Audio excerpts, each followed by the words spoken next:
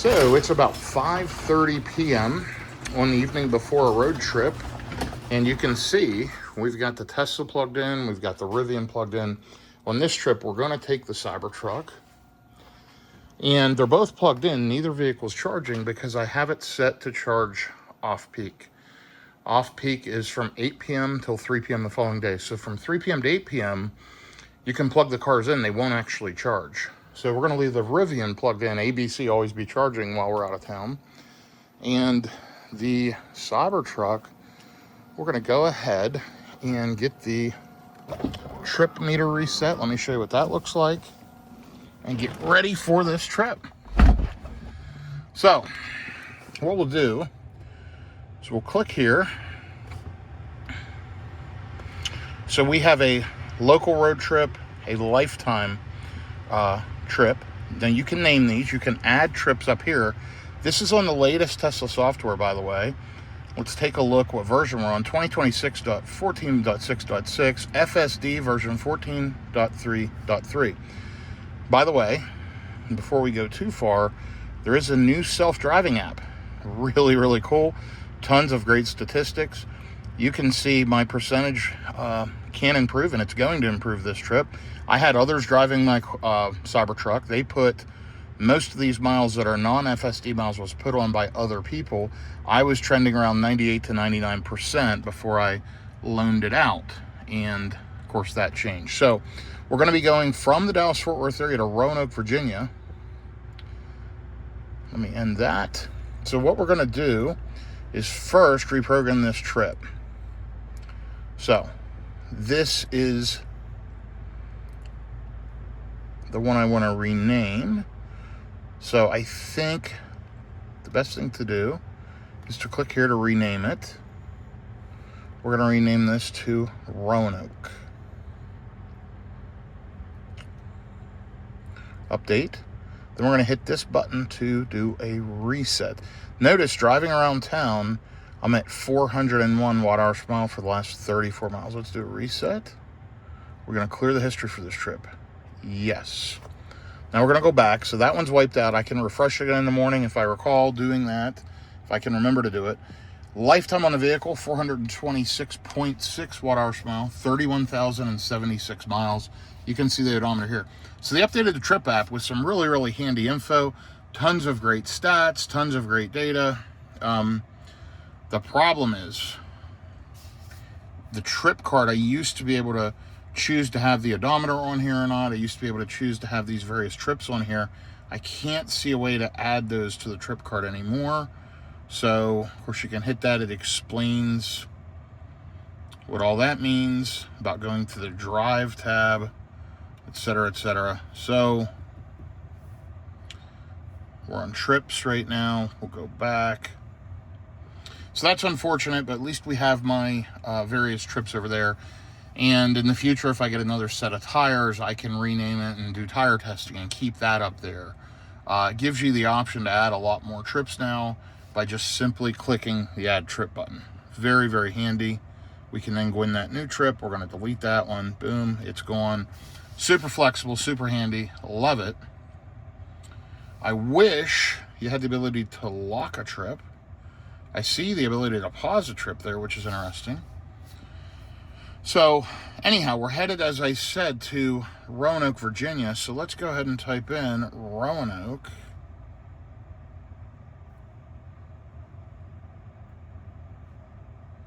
Space VA.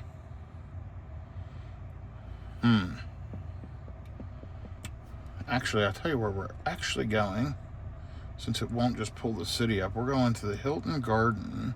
No. Wow. Let me remember where I'm staying. Hampton, Salem, East. This one right here. This one's already in my favorites. And it's going to show us. This is the trip I'm taking tomorrow. Leaving in the morning. It is 1,132 miles, 19 hours and 35 minutes. And you can see recommending 9 charging stops along the way. Now, what we're going to do is we're going to add a stop in because we're going to stay at the Hilton Garden, which is what I started to type, in Jackson, Tennessee.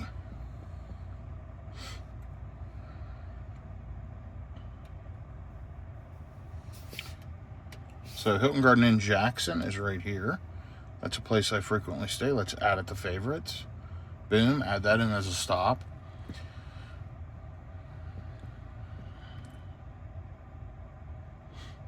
Love the Tesla navigation. Love how it calculates it all out. Of course, that's right en route. And so that's where we're going to go tomorrow. So what I'm going to do, just to see how far that is, we're going to remove Salem. This should be about halfway. It's about 8.5 hours plus charging. So I'm guessing 9.5, 10 hours. 9.5 hours maybe, something like that. Let's see what it says. Yeah, 9 hours and 31 minutes. 572 miles. If I leave now, arriving at 3 a.m. So plan is to leave around 6 a.m. tomorrow. Take off. This is going to be a fun road trip. I do have my CCS 2 NACS adapter. It's here in the door of the truck. Right here. Shout out to A to Z for making some great adapters.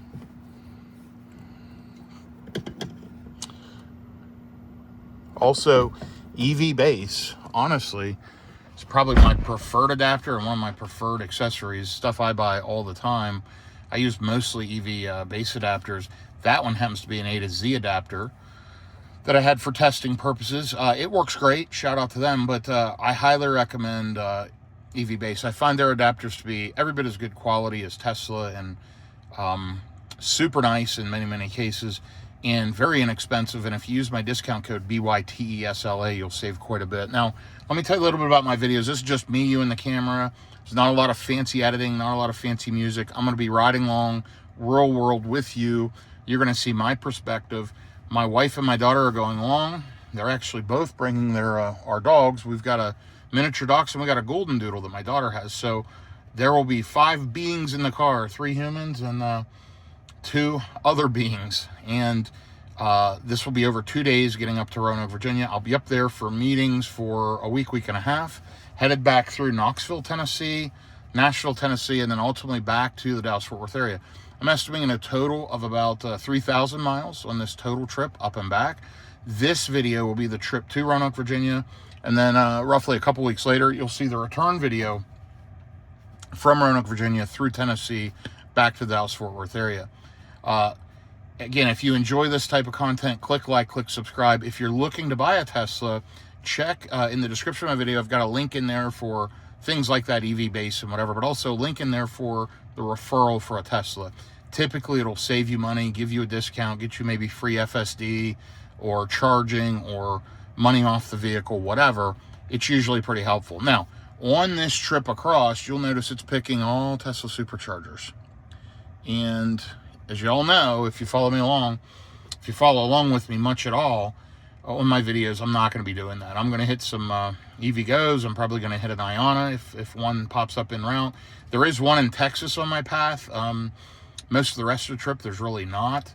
There might be 1 or 2, but mostly some EV Go's. I've got free charging with EV Go till July of 2026. So about another month. This is, I'm going to be taking off early June here, 2026. So I've got roughly a month left. I've got free charging that I had for 2 years, and I have used a lot of it as you've followed along on my road trips, and might as well take advantage of that. It's absolutely free. It was part of a deal when I bought a Cadillac Lyriq, which sat in this small garage right here. Currently, my Mercedes EQS 580 SUV is sitting in there. Anyway, when I got rid of the Lyriq, I kept that because when I purchased Lyriq, I had a choice. Did I want free charging for 2 years on my account, or did I want an EVSE installed, you know, a charger at my house? I already had 3 chargers at my house. I've got 2 Tesla wall chargers and a ChargePoint Home Flex. So I did not need that. I opted for the free charging, and thank goodness I did, because I've used, I think, like 7, what is it, megawatt hours, gigawatt hours, 7,000, yeah, 7,000 kilowatt hours. I mean, incredible. So I've definitely got my money out of that, especially when you consider those are 50, 60 cents or more. So, you know, $3,500, $4,000 equivalent value absolutely has worked out great for me. And I'm glad I did that. The Lyric was a bust. The reason why the Lyric didn't work out is that vehicle had major charging overheating. After 1 or 2 charging sessions, it would derate and only want to charge at 50 kilowatts. Just major HVAC and overheating issues. They couldn't fix it. It frustrated the heck out of me. Road trip after road trip, the inconsistency, the GM charging issues, and I got rid of it very, very quickly. I had it less than 6 months. Since then, the Cybertruck came inbound, and then the EQS, which is 1,000-time better vehicle, and I got such a great deal on that EQS. That's a story for another day. Anyway, it is hot out here. I'm going to go back in, finish getting ready, get the truck loaded up. We're taking off in roughly 12 hours, but I wanted to give you a little preliminary, explain what's going on. It'll be dark out, I'm sure, when I'm taking off. I'm going to be getting them loaded up, and I might be talking a little more softly because they might be going to sleep as I'm driving here. We're going to run FSD the entire way. We're going to plug stops in. I'll probably stop in Sulphur Springs at an EVgo. That seems about right. Maybe a little bit further, maybe Texarkana. I can definitely stretch it. Actually, I'll probably not stop there unless we have to stop, because I will charge up to 100%. I'm at 79%, showing 250 miles. This thing started out new 18 months ago, 31,000 miles ago. It was rated for 325 miles. When I top charge it, it charges out now around 322, 323. Very little, probably 98, 99% of original battery intact. Very little degradation. So anyway, I'll update you in the morning. Thanks for following. This is going to be a fun one. It is going to be a long video, so if you're in for that, stay tuned as we go step by step along the way. Click and shoot me comments. Let me know what you think as I'm riding along. Love your feedback, positive, negative, or otherwise, and let's go for a ride here. Okay, so it's about 5:15 a.m. I'm just finishing getting a few things set up. I did charge to 100%. And when it finished, it showed 320 miles. Now, I haven't top calibrated it for a little bit. I've done a lot of charging, which it shows now, 319. So it is officially unplugged here at 5:19 a.m. And what we're going to do, I want to make sure that power outlets are turned on. Outlets and mod. Keep outlets on. Okay. We are good for now. Let's go ahead and go under current drive.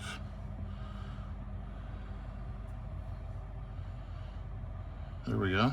The Roanoke trip. Oops.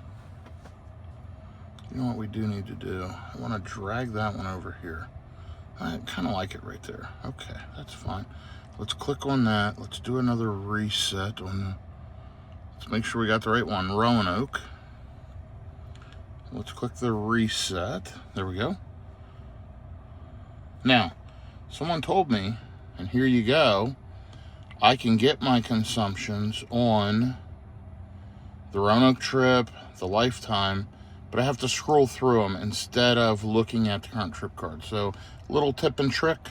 They are all available on the trip card. It's just scroll up and scroll down, which I wish I could put the summary right here, but no big deal. At least it's there and I can swipe to it. So anyway, I'm going to get on the road here in just a few minutes. Let me finish getting ready, and I'll be back with you as we take off here from the Dallas-Fort Worth area. It's 5:21 a.m., 81 degrees out. Okay, so we're just loading up the truck. Everybody's getting in, and it's 6:07 a.m., 82 degrees out, 31,000 miles on the odometer. Like I said, we charged to 100%, still showing 319. First stop estimated Texarkana in about 2 hours. So I will decide that as we go, and I'll be back with you here in just a few minutes. Okay, so here we are starting out. The dogs are getting settled in. You can probably hear my daughter's dog in the back panting away. She'll relax in a minute. Anyway, 6:19 a.m., 79 degrees out. Super great efficiency starting out. Only been driving 9 minutes, 6.1 miles, and we're about to get on the interstate. We've got just under 3 hours to the first stop, Texarkana, Texas, where right now my plan is to go to the EVgo charger there in Texarkana. We'll see. We may change that. I'm not going to use the Tesla charger in Texarkana. This is a 150 kilowatt at the Olive Garden is what Tesla Nav chose, which makes no sense. So if I was going to stop, I would stop before that at Nash, which is a new Tesla supercharger. So we'll see how it goes. We'll decide on the fly. We'll watch the efficiency showing. I'm going to arrive at 199 miles with 17%. So let's see what happens. I'll be back with you here in just a few minutes. Okay, 6:33 a.m., 82 degrees out, 92% left on the battery. Been driving 23 minutes, 21.7 miles. For those that follow, the road noise has improved. That wind noise and that noise I was getting from the driver's door is gone. So maybe that was fixed. No other issues starting out the morning. Pretty decent efficiency starting out for a road trip, 427 watt-hours per mile, which is right on par with the lifetime of the car. We can swipe up and see current drive since charge, Roanoke trip, and the lifetime, 427. So right on track. Whoops. And you swipe left and right. That's how you get those cards up. By the way, if you swipe and then click, it'll pull up the corresponding app for you. So very, very intuitive. So we have 14% estimated state of charge upon arrival, 191 miles to go, arriving around 9:16 right to the Pilot Flying J EV Go station, where we have free juice until July. So we're going to attempt to use as much of that this trip as we can. This will be one of the last trips using up my free charging. I did shut off FSD one time. I had a disengagement for navigation purposes. It didn't want to get on a temporary on-ramp. There's been some construction in the area. It wanted me to drive another 3/4 of a mile and have to go through a traffic light and everything else to get on this highway. And I put the turn signal on, it still wouldn't take the on-ramp, so I disengaged and re-engaged. So one disengagement just due to navigation. And with my experience with this version of FSD, that's probably about the only disengagements we'll have the entire trip. Beautiful morning. Hopefully the weather stays clear. It is early June 2026, and we're road tripping across the country. Okay, so I don't know if you can see, the sun is really, really blinding here as we're driving right towards it, and I'm having trouble seeing. FSD, though, is doing the job. It, as you go under overpasses, you got the dark shadows, cars kind of moving all around. It is handling it very, very, very well. Been on FSD the entire time, other than that one disengagement I mentioned 41 miles ago. And we are, let's take a look here, 49 miles, 45 minutes into the trip, arriving with around 13%, 165 miles from now. Efficiency right around the lifetime average, 427 watt-hours per mile. So we'll see how it goes today. It's 79 degrees out, 6:55. I'll check back in with you probably in about an hour, and we'll see how we've done with efficiency, with the trip, traffic, etc., etc. The good news is, made it through the Dallas area before rush hour traffic on a Monday morning, which is great. And we're just as we cross this bridge and cross this Lake Ray Hubbard, we'll be on the other side of traffic, and things will calm down and open up. So as we head over towards Arkansas. Anyway, be back with you here shortly. Okay, so 62% on the battery. Sorry, not 92. 78 degrees out, 7:36 a.m. 9:10 a.m. estimated arrival time with 16% estimated state of charge upon arrival. Tesla has really improved that. It's gotten to be way, way, way more accurate than in the past. And I like that it can ride along at highway speeds. And yes, I'm sorry, it's sitting in the left lane. Let me tell FSD to switch to the right lane. We got a Model 3 Highland passing us. Anyway, I wish there used to be a setting in FSD you could say, prefer to stay in the right lane, or move to the right lane after passing, whatever. There used to be a checkbox. I wish that was still an option where it preferenced the right lane, because I'd prefer it just pass cars and get back over. It'll do that in standard, but the speed profile is a lot lower. And in Hurry and in Mad Max, it tends to camp. You can change those by scrolling the scroll wheel here. You'll see the profiles changing here. You can click, and you'll see Sloth, Chill, Standard, Hurry, Mad Max, When I Arrive, Parking Lot, Street, Curbside, etc. So pretty interesting. Anyway, yeah, so pretty accurate estimates for arrival, staying pretty consistent even at highway speeds. We are 102 miles into the trip, an hour and 28 minutes.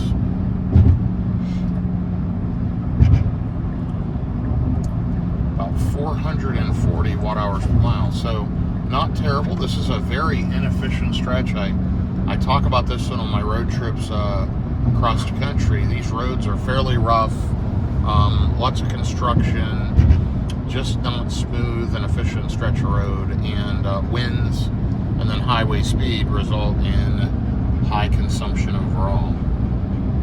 So we'll see how it does. We got 110 miles to exit number 7. Should be there an hour and 32 minutes, so we're halfway to the first stop. So far, so good. Let's take a look at FSD stats. Still sitting at 84%. And let's take a look at efficiency. Projected range 165 miles on 61% on the battery. Let's change over to drive. And we're doing good. It says staying below 70 would have saved 4.3%. Let's click the right turn signal again. Get back in the right lane. This route is typically driven at 75 miles per hour. Slow down by 5 miles per hour to save 3.8. So, I mean, there you go. Speed kills efficiency. But overall, we're doing better than the vehicle predicted. I did set the tire pressures up about 2 pounds above recommended. So I set them on cold at 52, meaning once they heat up, they go to like 54, 55. And that's kind of right where we're at. That does help efficiency. So overinflating tightly does slightly does two things. Number one, your tires will last longer. You should rotate your tires consistently. So if I click here, it tells you the last rotation. So until I get done with this round trip, 2,500, 3,000 miles, they'll need rotated. I recommend every 7,500 kind of as a maximum. It's free of charge if you use like a discount tire, American's tire. They'll typically rotate at no cost. I always get an X rotation as long as the tires aren't directional, or staggered, meaning either directional, they have to go in one direction. Staggered, meaning the back tires are typically bigger than the big tires on performance vehicles. If you're able to X-rotate, cross-rotate, that's my recommendation. Front left to back right, and vice versa on the front right to back left. Anyway, tire management can help, one, increase the length of the tires and the lifetime of the tires. You'll get more miles out of them, they'll last you longer. Also, you'll get better efficiency, as you can see right here. So low tire pressure, the Tesla will typically pick that up and tell you that your tire pressure is killing your efficiency.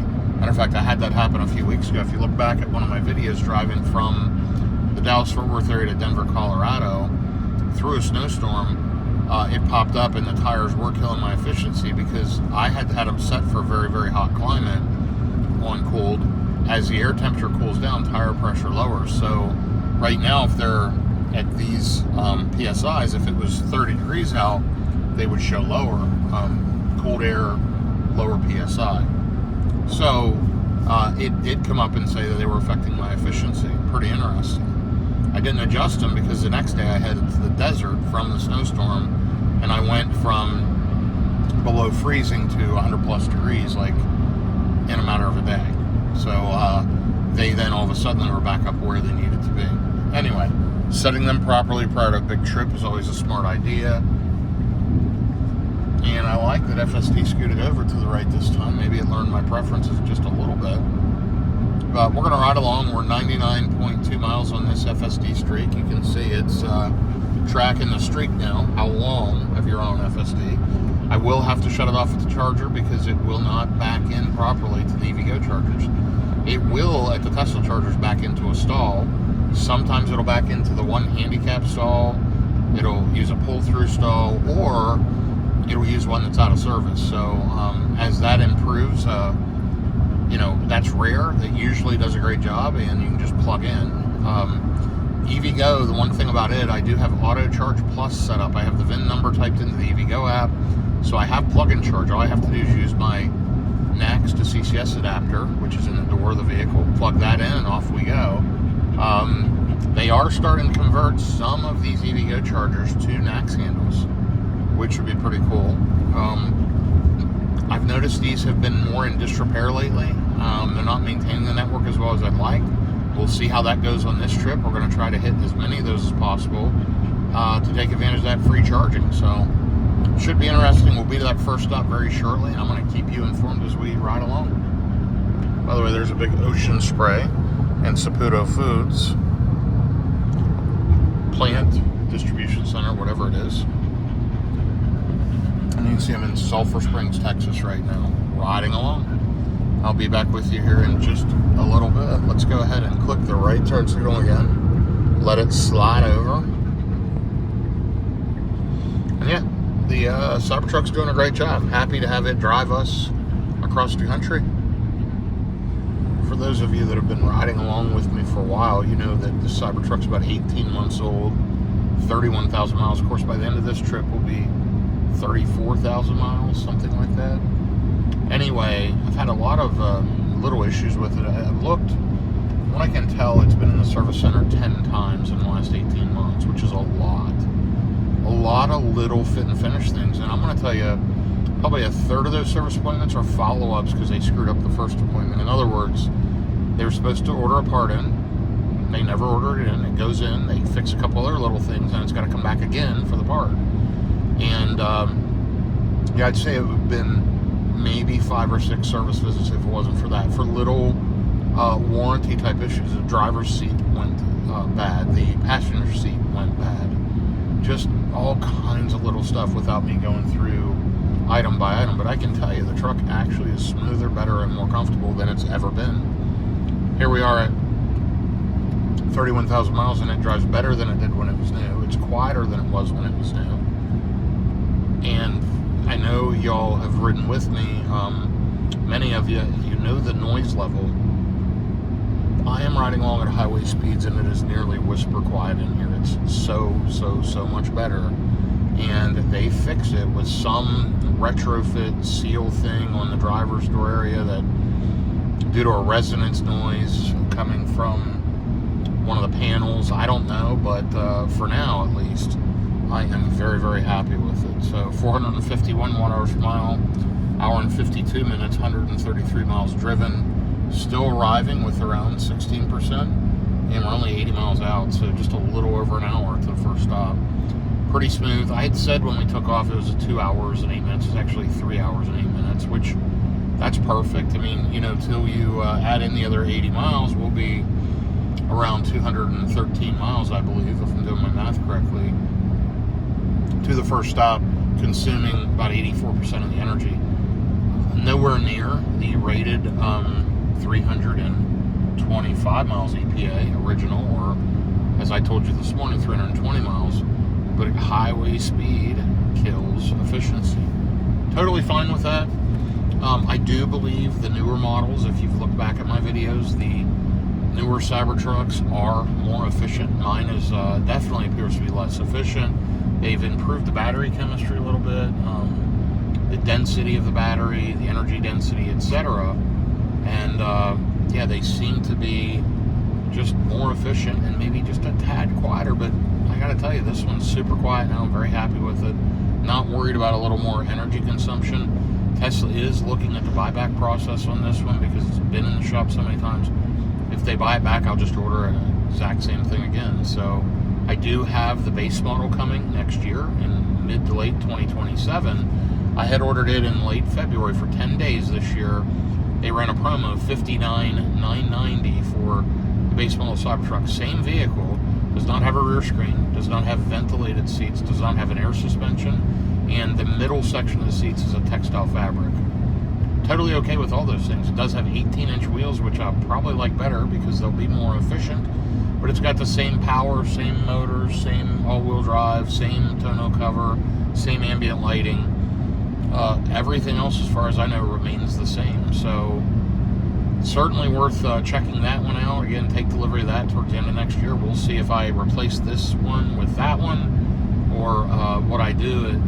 Again, a lot of that will depend on the buyback process. If they buy this one back, I'll probably just purchase another one immediately because I really do enjoy the Cybertruck.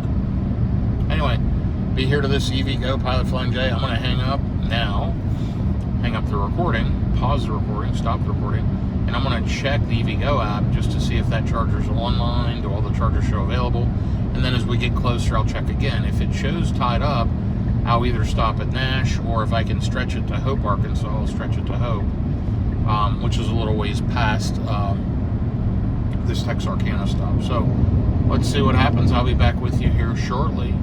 In the meantime, just follow along. Okay, so this is my view right here. Now keep in mind I'm 6'6", about 350 pounds. Big guy, super comfortable. Absolutely super comfortable in the Cybertruck. And FSD has been doing the job, 162 mile streak. It is rolling along. You'll see I'm running at highway speeds and it's still very quiet in the cabin. I don't know if you can tell the difference from before, but if you watch my videos, I would say that you can tell. They have definitely resolved whatever that noise issue was and made this truck much better. Now, could it be quieter? Absolutely. But when you can hear the golden doodle in the back panting, I'd say it's a pretty quiet cabin, and just panting because she's nervous, not because she's hot. It's cool in the cabin, 69 degrees, and she's got air blowing on her. When she sits down, she stops panting. She's standing strapped in her car seat. Yes, she has a car seat. Strapped in safely, but just nervous as the car switches lanes, and if you hit a bump or whatever, and she'll calm down. It's going to be a long ride, about 9.5 total hours today, including charging, and about the same tomorrow. Looks like we're got a left lane closure starting tomorrow, June 2nd. There you go. Anyway, arrival time 9:07. We've gained a little bit of ground there. 36 minutes, 41 miles, arriving with around 16%. Still headed to that EV Go charger. It's showing all 4 charger ports available. There are 2 chargers, 2 handles each. They're 350s, and they split 175 apiece if 2 cars are plugged in. So, been driving for 2 hours and 22 minutes, 172 miles, running along at 454 watt-hours per mile. Not the most efficient stretch. Of course, as I mentioned, this road's not efficient, but making good progress. So, I'll be back with you here in a bit as we get to the charger. All right, 8:54 a.m., only 12 minutes out, 12 miles, arriving with 16%. This thing has been pretty spot on. 21% left in the battery currently. It is beautiful driving day. 453 watt-hours per mile. Again, not great consumption. Something on the road right there, and we just missed it. Okay. FSD's been doing the job, 193 mile streak. 31,278 miles on the vehicle. And lifetime is about, 327 watt-hours per hour. Let's take a look. We can scroll here. And right here, I'm sorry, 427 watt-hours per hour. On the Roanoke trip, 453. So, been driving 2 hours and 45 minutes. A nice first leg. Consumed a big portion of the battery.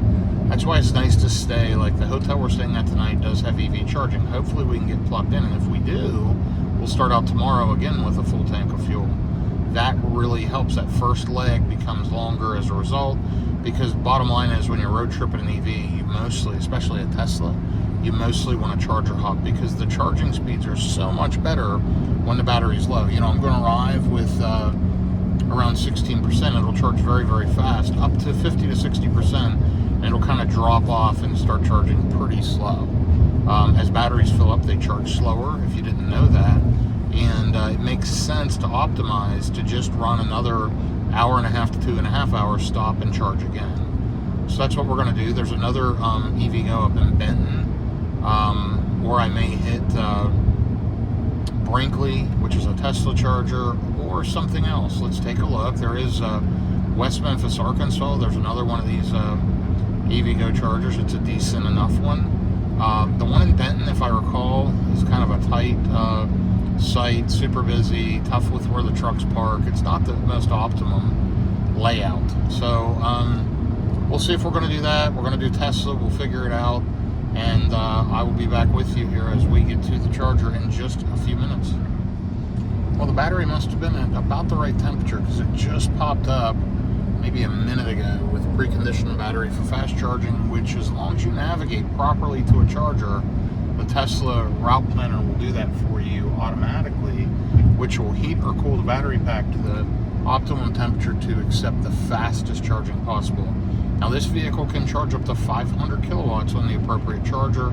The most I've seen is 400 on an Iona out in Arizona, and honestly, that freaked the truck out a little bit with the HVAC system, but it charged very fast.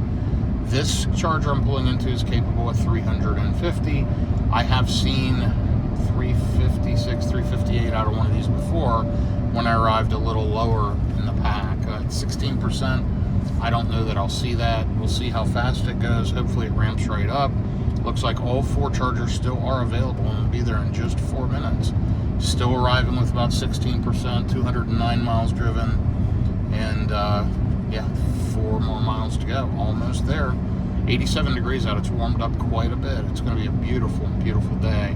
So far, a fantastic driving day. Let's hope this continues as we get here to the first EVgo charger, free of charge. Let's hope it works.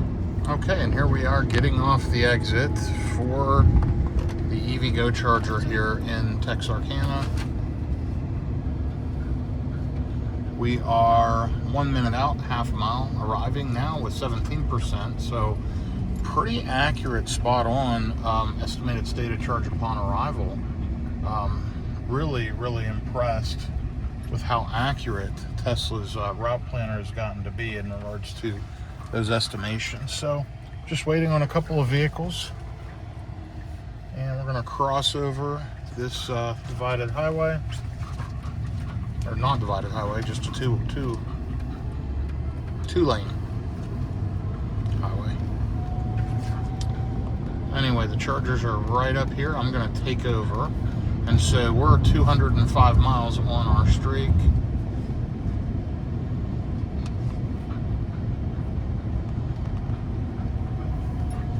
And these chargers are right back here to the right. Let me go ahead and take over right now. We're going to pull in this way so that we avoid the big truck coming out there. And we're going to navigate right back along. And we're going to back into one of these 2 chargers and get plugged in. Looks like they're both active, both have blue up on the top and clean, ready to go with window squeegees. And I do need to squeegee the window, front windshield.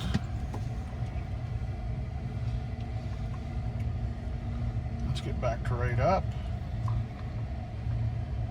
Okay, that's about perfect. All right, I'll get plugged in and show you what that looks like. All right, payment authorized, connecting the vehicle, checking cable safety, and next up we'll see matching voltage. You'll see my EV base adapter there now, plugged into the Cybertruck. Again, love EV bases adapters. Now I can't turn pet mode on until we hit 20%. When you're plugged into a Tesla charger, it knows it's DC fast charging, and you can turn pet mode on right away. On one of these you can't. Looks like we might be charging station limited to 192 kilowatts. I'm okay with that. We're going to let it rip at that. I'm not worth moving the vehicle. And yeah, unless it didn't precondition properly, but we should be seeing well over 200 kilowatts, pushing 300 kilowatts at this point. But like I've said before, these stations have not been perfect. I've had charging speed issues multiple times at the EVgos lately. So hey, pull in 194, it's free. I'm happy with that. Let's let it go. They're here mowing again. I've been here many times. I'm just glad they maintain it many times while they're mowing. And it's slowly creeping up. Let's see what it says in the truck. Okay, in the truck here, what it tells me is charging station limited. So yeah, charge rate limited by charging station. Still at 190 plus kilowatts, so we're gonna let it ride. All right, I'll be back with you shortly. So my general rule of thumb after many years experience is if I'm pulling 200 kilowatts, don't unplug. What'll happen is, because I'm not charging as fast as possible maximum speed, 5 minutes I put on 17 kilowatt hours, it won't overheat the battery pack as much, and it'll actually charge better further into the charging curve. So it may only add like 2 minutes or 3 minutes. Now, if I'd have pulled in at 5% or whatever, and I was pulling below 200 kilowatts, like say 150, I'm gonna move the car around and find it, because I could save, 5-10 minutes, whatever. At this point, pretty soon it can't pull over 200 kilowatts anyway. So all I've lost is maybe a minute, which, the authentication, the messing around. If I'm in a Tesla charger, you move, because they authenticate a V3 or above authenticates in like less than 8 seconds. These things take longer to activate, and you got to move the vehicle around. So it's just a lost time thing. The unfortunate part is, why do these continue to derate? I've had this exact charger derate on me. I pulled here versus over there because they're mowing, and I'm derated, so that kind of sucks. But, again, not worth any big complaint at 202 kilowatts. I'm going to go use the restroom, come back, and I'll bet till then it's at least 10 minutes. And what it's going to say in the truck is that it's all normal then, because it can't receive more power than this station can put out. But this station's limited. It can't put out 350, and EVgo needs to work on improving these for sure. That's just my 2 cents. Over here's the Flying J. It's a nice clean one. I'm gonna go use the facilities, and I'll be back with you here in a minute. Over here's the Cybertruck, only vehicle charging, and sure does look pretty cool. Sitting here in the sun juicing up. Let me check our charging speeds, and I'm guessing it's been maybe 10 minutes. Let's take a look. Quick look, we're 11 minutes in, down to 159. So see, it wouldn't have mattered anymore. Notice the steep drop in charging performance already at 46%. So that's the terrible Tesla charging curve. All right, let me look at the next destination, and I'll be back with you. Okay, our next stop is EVgo in Benton, Arkansas. I'm gonna check that one in just a second, make sure it is working. So it is 116 miles away. Let's remove all charging stops. And we're at 50% right now. Let's see, it says we can make it with 5%, stay below 73. To reach destination, no supercharger near your destination. Plan alternative charging. That last leg, 213 miles, 2 hours and 56 minutes, 447 watt hours per mile. And it says 25 minutes remaining to charge up to 80%. As I mentioned, that unplugging, replugging, messing around would not have really saved me any time. So we let it go. They're still in using the restroom. My daughter, my wife. We've got one miniature dachshund here, and we've got a golden doodle, Ella, right here. Hi, Ella. It's my daughter's dog right there. So, anyhow, yeah, all dog in the car. So now it's saying stay below 73. It's not saying anything about alternative charging. It is juicing up. Till they come out, we should be good to unplug and hit the road. We're already up to 52%. Less than a 15-minute charging stop, but imagine if Tesla's charging curve held 250 kilowatts to like 70 or 80%. We would already be there. I would have unplugged and moved to another charger. At this point with Tesla's curve, it didn't matter. But yeah, we'll be good to hit the road till they come out. I did clean the windshield off. Got a couple little streaks right here. But all in all, it looks pretty good. And we're going to be on the road rolling in just a second. Let me check that EVgo charger on the app, and I'll report back to you here in just a few minutes. Okay, so 60% on the battery. Stop charging, unlock charging port. Boom, it's done. We've been here maybe 15 minutes. That's processing. Let's pull this out. And, 19 minutes, 54 kilowatt hours, 60% state of charge. Time to roll. I'll be back with you shortly.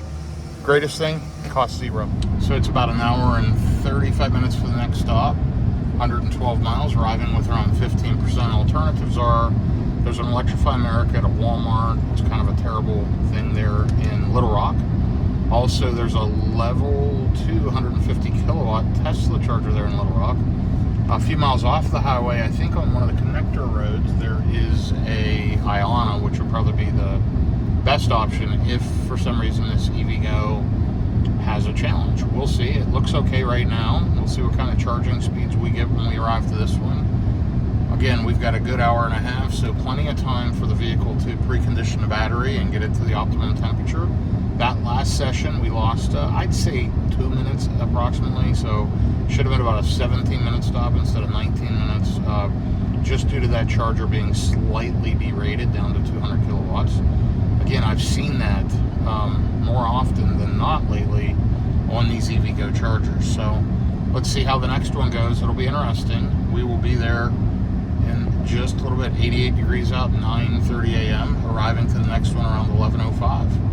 57% on the battery. We left right around 60. You can see we're really burning electrons up as it's ripping on the HVAC system to cool everything back down after fast charging. So just under 700 watt-hours per mile. That'll level out over the next few miles, and that is normal coming off of a DC fast charging session. So beautiful part of the country.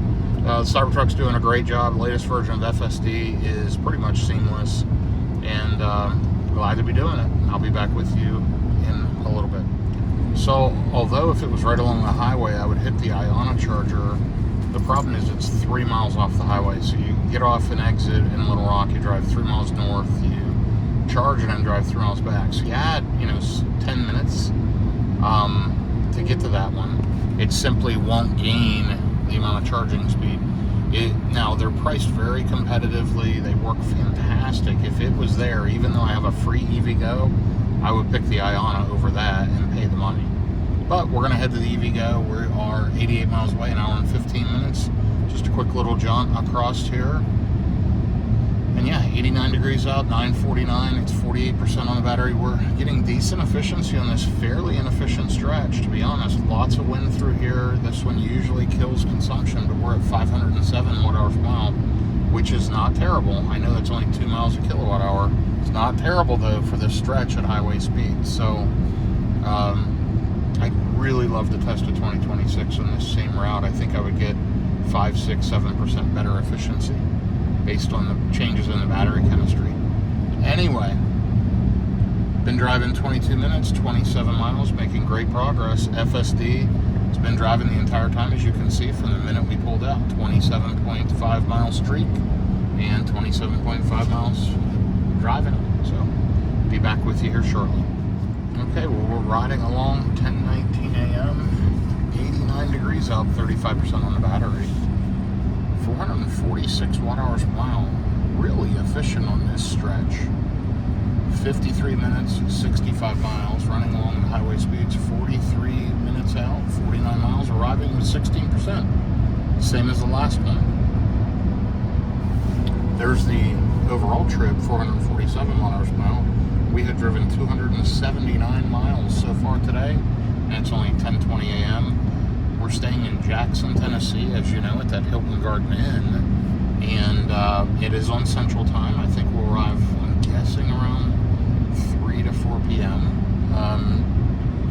Should be good, and time to relax, settle in, have an early dinner, and then get up early again tomorrow and head on to Roanoke, Virginia. Jackson's almost exactly halfway between Dallas-Fort Worth and Roanoke, Virginia, so it's the perfect split point. Several nice hotels there and charging available. So that's the plan. We always try to stay where there is charging. Hopefully we can get plugged in. If not, there's all kinds of charging options right there in Jackson, including an Iona, which as you may or may not know, I love the Iona rechargeries. They're fantastic. So much so that I've debated just going to the one in Little Rock and skipping this Benton EVgo because I'm not a fan. But it's kind of tough. Benton's less time off the exit, but the charger's derated there several times.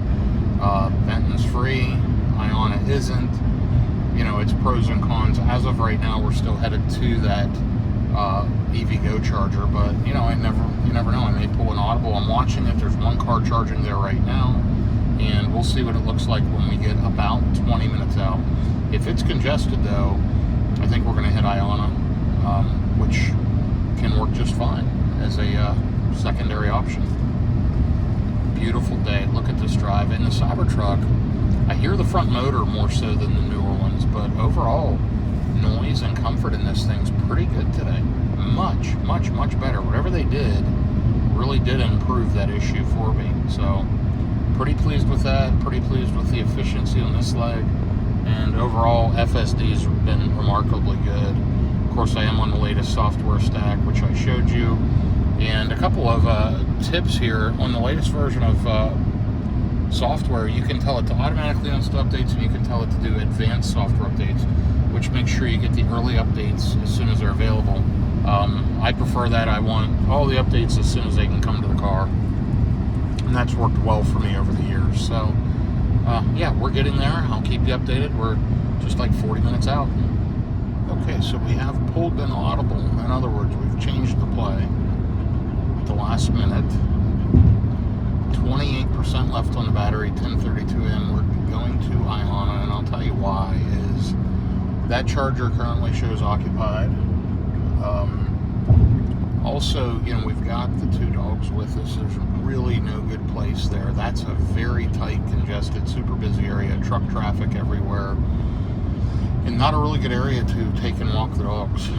So I know it's going to be tough to get charged there just based on the activity I'm seeing. Those chargers have been derated on me multiple times to the point of frustration at that charging station. It's one of my least favorite Pilot Flying J's that I've been to for charging. And I've not been to this Iona. It's at a Casey's. It looks like there's grass and stuff around it from what I can see. I changed to satellite view by hitting this, and I zoomed in. Right here's the Iona, and you can see it looks like they've got grass here, here, all around, and sidewalks along here in order to walk the dogs. So that seems like the more practical stop. You know, from my experience charging an Iona, with the speed I'll gain from charging, I'll make up the roughly 6 minutes is what it's showing me. It's saying 2.5, 3 minutes each way based on traffic and based on the highway speeds. So I don't think it's that big of a deal. I think it's worth it. And yes, I'll pay versus free, but the convenience of the stop is what matters. So it's a shame it's not right off this interstate, but we're going to make that slight 6 minute detour, and I think it'll be a better experience overall. So be there in 37 minutes, 41 miles, 11:11 ETA. So that's where we're headed. Here's the stats on this leg. 83 miles an hour in 7 minutes. You know, you'll see the consumption, 445 watt hours per mile. Pretty darn good for these rapid highway speeds. And the Cybertruck's doing a great job.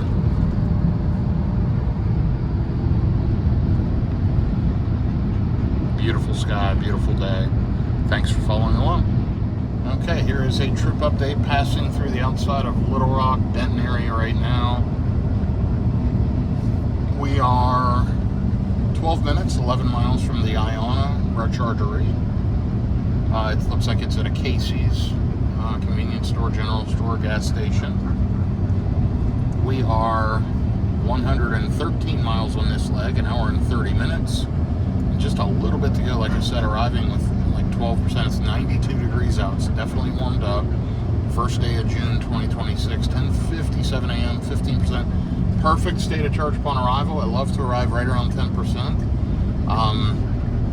That'll get me really good charging speeds right out of the gate. And with Iona, we'll push up near 400 kilowatts. And I almost am going to say I can count on it. I've got my charge point card right here to activate.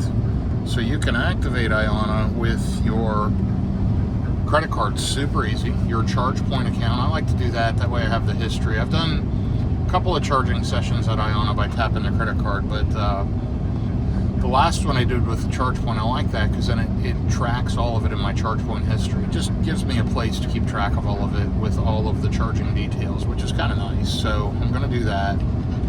Preconditioning battery, you saw that just pop on while we're talking, at about 10 miles out, so we should get great charging speeds.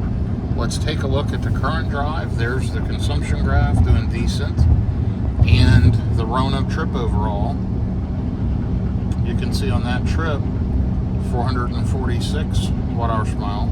We've used up 146 kilowatt hours of energy, 327 miles so far today. And FSD still doing its thing. We are on a 115-mile streak, and we've been driving 115 miles. Let's watch and see how it does with these oversized vehicles.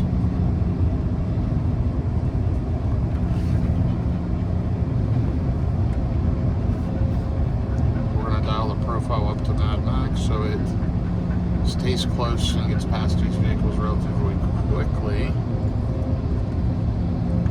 I don't know why these cars are going so slow and not passing. Ridiculous.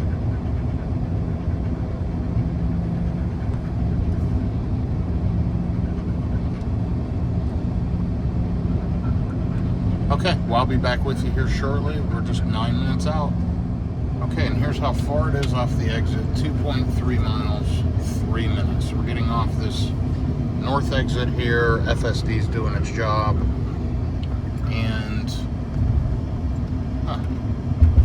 it's saying to get off exit 1 in 1.5 miles, and then it must be about a half a mile off the exit.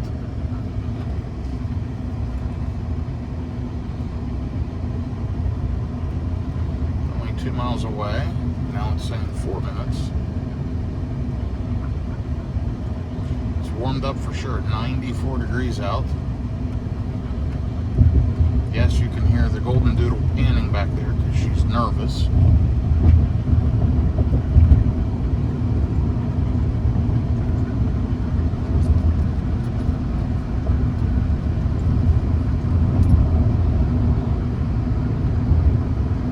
FSD let up on the throttle and the accelerator to let that Toyota Camry in. Busy road. This is kind of a bypass. If I recall, 430 kind of goes up around Little Rock to avoid traffic, depending on what's going on with 30. It's kind of a connector road. And you can see we're getting off this exit, crossing over on the Stagecoach Road, and then popping right over to Iona. So, by the way, it did a great job of maneuvering around those oversized vehicles. Absolutely no problem there. Now it's getting off the exit. 439 watt-hours per mile on this leg, 124 miles, and an hour and 38 minutes, so pretty good. FSD's navigating pretty much on point, or driving on point, I should say. We've got a green light, so we lucked out. It'll just go right up around this turn. And let me dial it back to standard.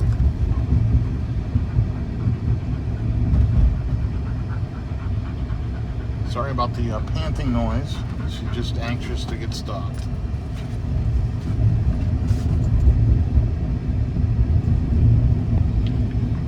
We should see the pretty blue color of the Iona, the blue and orange. This is a stop we've not been to, so no idea where the chargers are. Let me go ahead and take over, get pulled in here. I see the chargers right over here.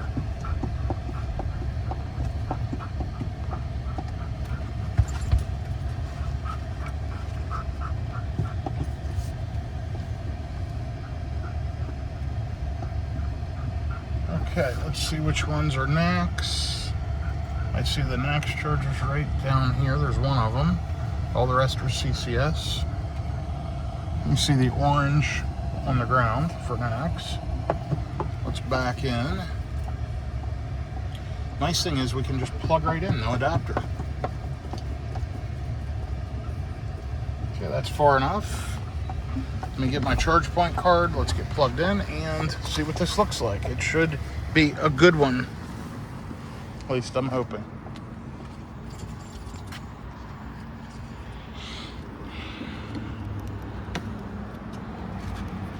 Okay, good. The button works on that. Get plugged in. Let's pop over here.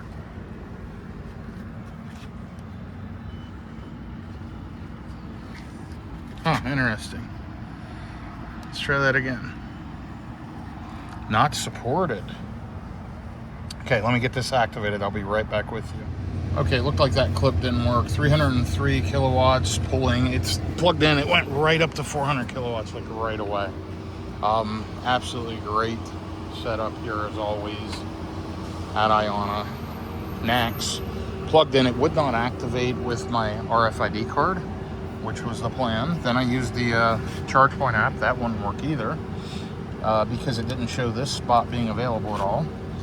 We're at 22%, still pulling 289 kilowatts, and let's take a look at the charging curve. Pulled 401 kilowatts. Isn't that fantastic? Been here just a few minutes, 2 minutes and 34 seconds. Already have put in 13 kilowatt hours of energy. Nothing like Iona speed. I mean, these things are amazing. Worth the extra few minutes to save tons of time, and super happy with that. Let's go ahead and put the vehicle in dog mode. Let's check the next stop, figure out what we need to do. Okay, put that in auto, put that in pet. Navigate to West Memphis. We're gonna remove all charging stops. Boom, and so we're 22% short. We need to charge just for a little bit. Look, it's only 35 more minutes to 80%. Iona just freaking rips. Absolutely the best. Love it. Great job, Iona. Not sure why my RFID card wouldn't activate the charger, and not sure why I couldn't activate it with the app, but I'm not going to mess with that anymore. From now on, I'll just use the credit card, activate it, and roll. So I'll be back with you here in just a little bit. Okay, we're at 39%, 175 kilowatts still pulling in. Now we're at 40%, minus 9% to go. So we need to top up to like roughly 60%. The girls just went in to use the facilities. The dogs are here with me. Robbie's there. Ella's here. And she's a happy dog, but a nervous dog. Anyway, yeah, Tesla's charging curve sucks. Iona's speed is amazing. You'll see we've already put in 34 kilowatt hours. We've been here a very short period of time. And just love Iona chargers. It puts out the maximum a car can take almost every time consistently, and they are fantastic in my opinion. Absolutely love them, and wish there was more of them. I'm so glad they're building out the infrastructure. Also, not for nothing, the Mercedes-Benz chargers are basically the same equipment. They're the Alpitronics HYC 400s, HIC 400s.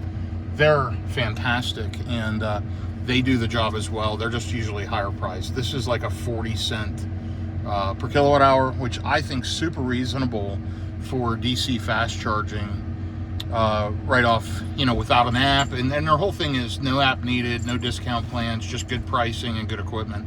They just work. I'm impressed with Iona, and I'll stick with them. I'm going to continue to try to hit as many of those as I can as I'm road tripping. Anyway, that's where we're at. We're almost good to go. The girls will be back in a minute, and we'll take off. Headed to the next charger, which will be another EVgo, West Memphis. And I need to make sure I've got plenty of bailout options. And I know I do. Let's take a look right now. The Germantown Parkway would be the next best one. So I just need to make sure I can make it to that one. So we're going to go ahead and add that in as my next stop. We're going to remove the EVgo right here, and we're going to remove all charging stops. Just keep that one there. And yeah, it says we need 11%. So let's stop up till we have enough to get to that one, and we'll be in great shape. Because honestly, that charger works. It's usually congested. It's kind of a tough one. Tough to get the restrooms. I'd rather use the EVgo, but I need my bailout option just in case. So I know if I have enough range to make it there, I'll be good to go for EVgo. And car continues to just rip along. 153 kilowatts at 46%. Could be better, but at least it's charging, and I'm getting, I know, the maximum juice the car can take at this state of charge. And I can't say enough, guys. Iona, absolute game changer.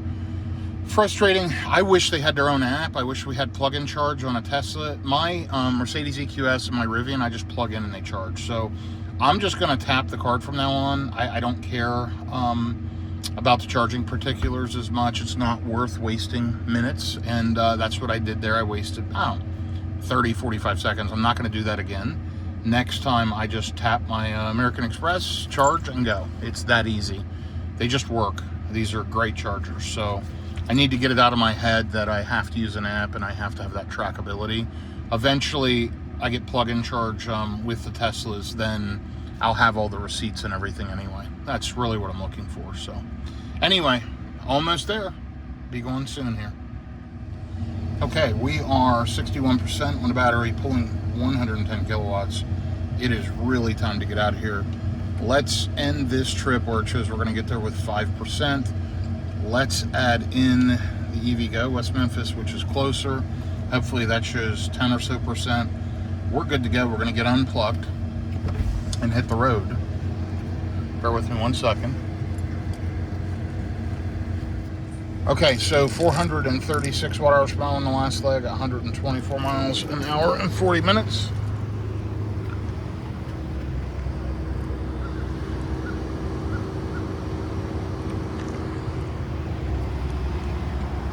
And let's take a look. Here's what I love. I can just press the button on the NACS adapter. Love that there's trash and everything here. And it will stop charging. So let's take a look. 63%, 102 kilowatts. We put in 64 kilowatt hours in 21 minutes. Charging detail. Here we go. See, 401 kilowatts down to 102. 64 kilowatts went from 12% to 63% at a cost of $27. Again, if I would have just gone to the other one, it would have been free, but inconvenient. So I spent $27 for convenience and for good charging. Let's go ahead and hit the road. I'll be back with you shortly. So at the last charging station, I had tried to capture tapping the RFID card. Unfortunately, it didn't capture the video, so sorry about that if I missed that. But I tried tapping the RFID card, and that just would not work. I then used my phone. I have the charge point in my wallet, the charge point card, tapped in and said, charge type failed. So those readers were not set up to read the charge point card. Then I went to the ChargePoint app, and that particular charger, both 4A and 4B, don't exist in the ChargePoint app. I could have activated 1AB, 2AB, and 3AB, no problem, but 4 didn't exist. So that NACS charger just was not online with ChargePoint. Really strange. But what I've learned from that is don't even mess around with it. Just tap the credit card and roll. Yeah, I won't get all the charging particulars. I'm OCD, and I'd love to have all that in my ChargePoint account, but it's not really worth messing around with. I can always just try tapping the card real quick. I've had it work before, the RFID card. If it works, great. If not, just tap my credit card. That simple, and move on. So, anyway, we've got just a little ways to go here. We are an hour and 27 minutes, just under 2 hours, driving with around 10% to that EVgo charger on West Memphis. Right now we're at 494 watt-hours per mile. Of course, on FSD the entire time since I left the charger. We will see how it goes. 57% on the battery, 11:44 a.m., 93 degrees outside, and efficiency is improving as we roll here. Remember, coming off the DC fast charging, efficiency was pretty poor. What we're going to do, we keep losing percentages. You'll notice it just dropped to 9. It's very, very hot. We're running along at highway speeds. What we're going to do is pop this back to standard. It will jump over a lane, and we'll gain some efficiency here, let things settle out, and then ramp back up to hurry mode if needed. But we're still riding along at highway speeds, doing a great job. Crossing the Arkansas River currently. It says Arkansas River Bridge. And we're on just 4 miles, we'll be jumping on 40, which is fantastic. So, by the way, we'll ride 40 all the way into Virginia tomorrow. So we'll be on I-40 the rest of the day. Should be to the hotel, I'm guessing, by 3:30 would be my estimate. We'll see how that goes. Not that much left. Well over halfway, and just on the final charging stop, hopefully, if all goes well. I'll be back with you here shortly. So as we look at overall consumption, keep in mind the lifetime of the vehicle has some city driving in it. Today we're all highway. So at 429 watt-hours per mile running all highway is pretty good. You know, I think a 427 average on the car. Let's take a look.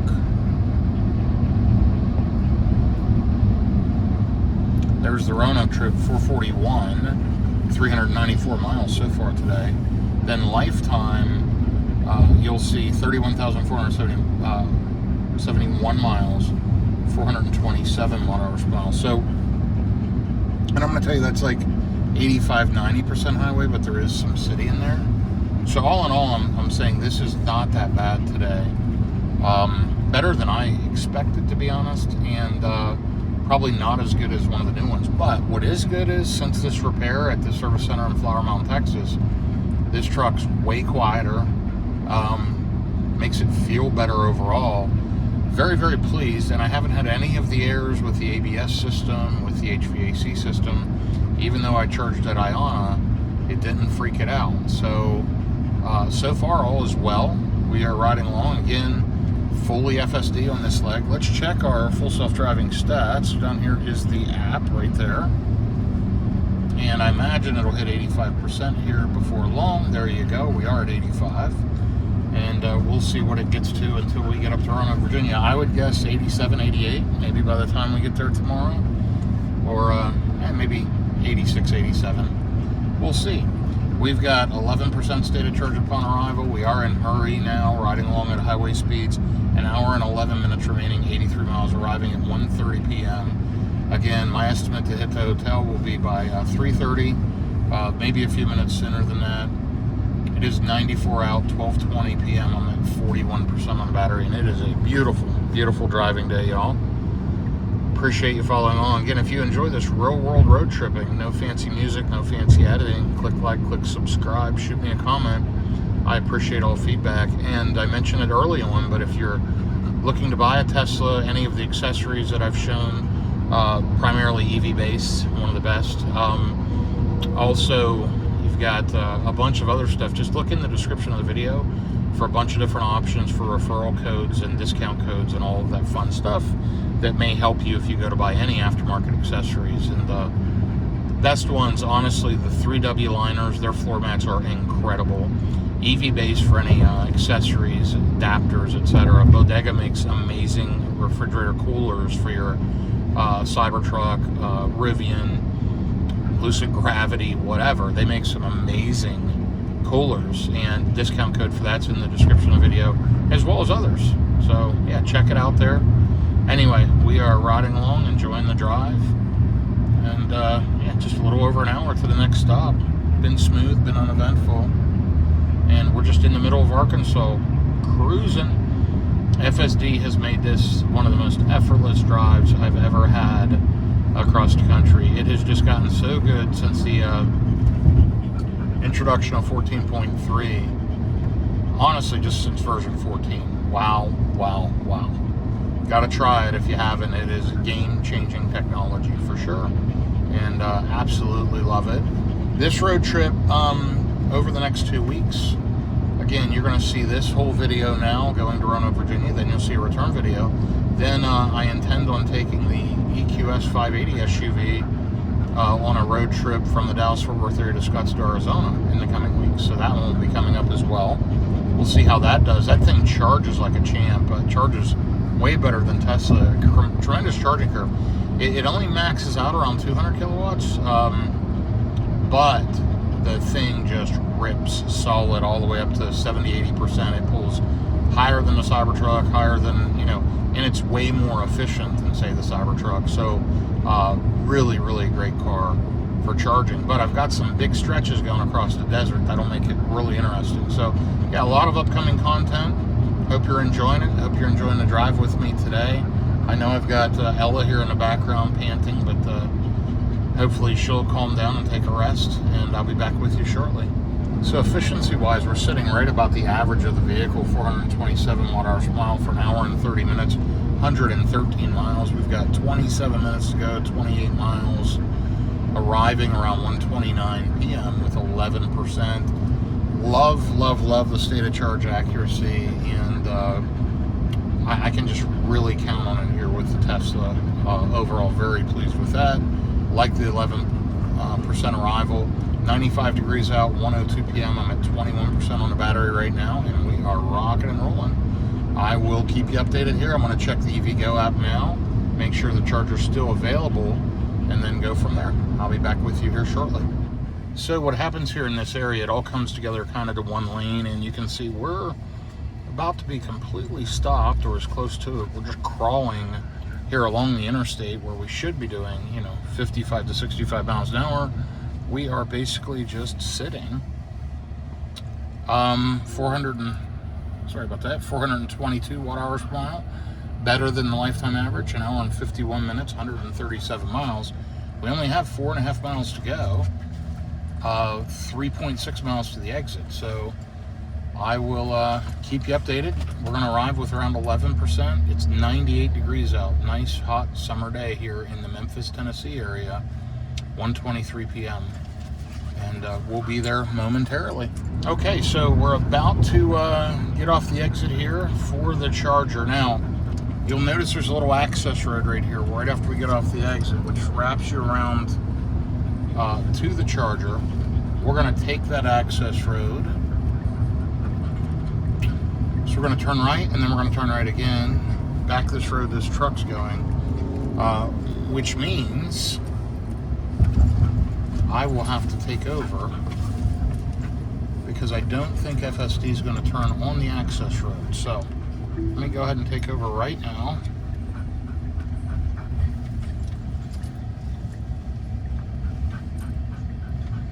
And we're going to go right back here.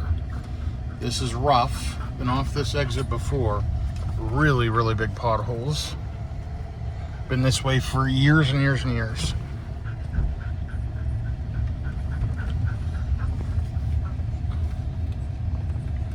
And we just got about a half a mile behind this truck doing 15 miles an hour. There he goes. He's turning in. That's good. Just no turn signal. Flatbed driver. Okay. Love that motor whine.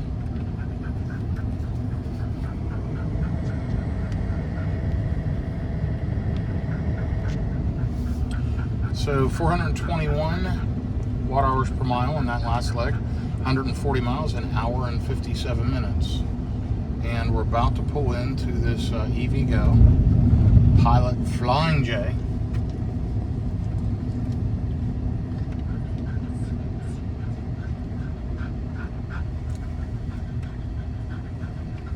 And the charger's right there. It's totally available.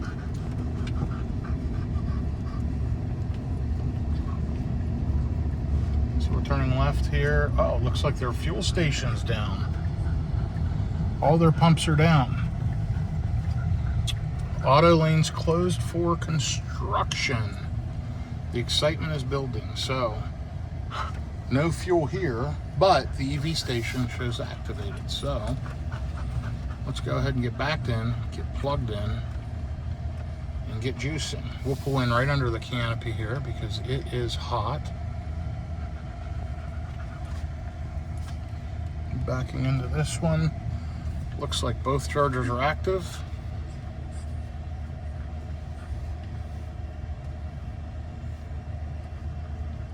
Get back to about right there and should be good to go. All right, let me get plugged in and get juicing. I'll be right back with you. Okay, payment authorized just a couple seconds later. Got that nice EV-based adapter. Got Auto Charge Plus. Connecting the vehicle, checking cable safety. Next, we'll see matching voltage. While we're looking around for that, let's take a look at the stop. You can see, right there's the Flying J.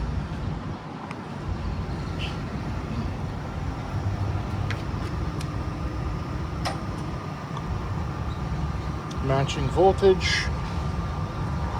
And you'll notice we don't get that fast, immediate Iona power, but let's see how well this one jumps up. We should see 350 kilowatts. And once again, we'll see a derated Pilot Flying J GM Energy EVgo charger.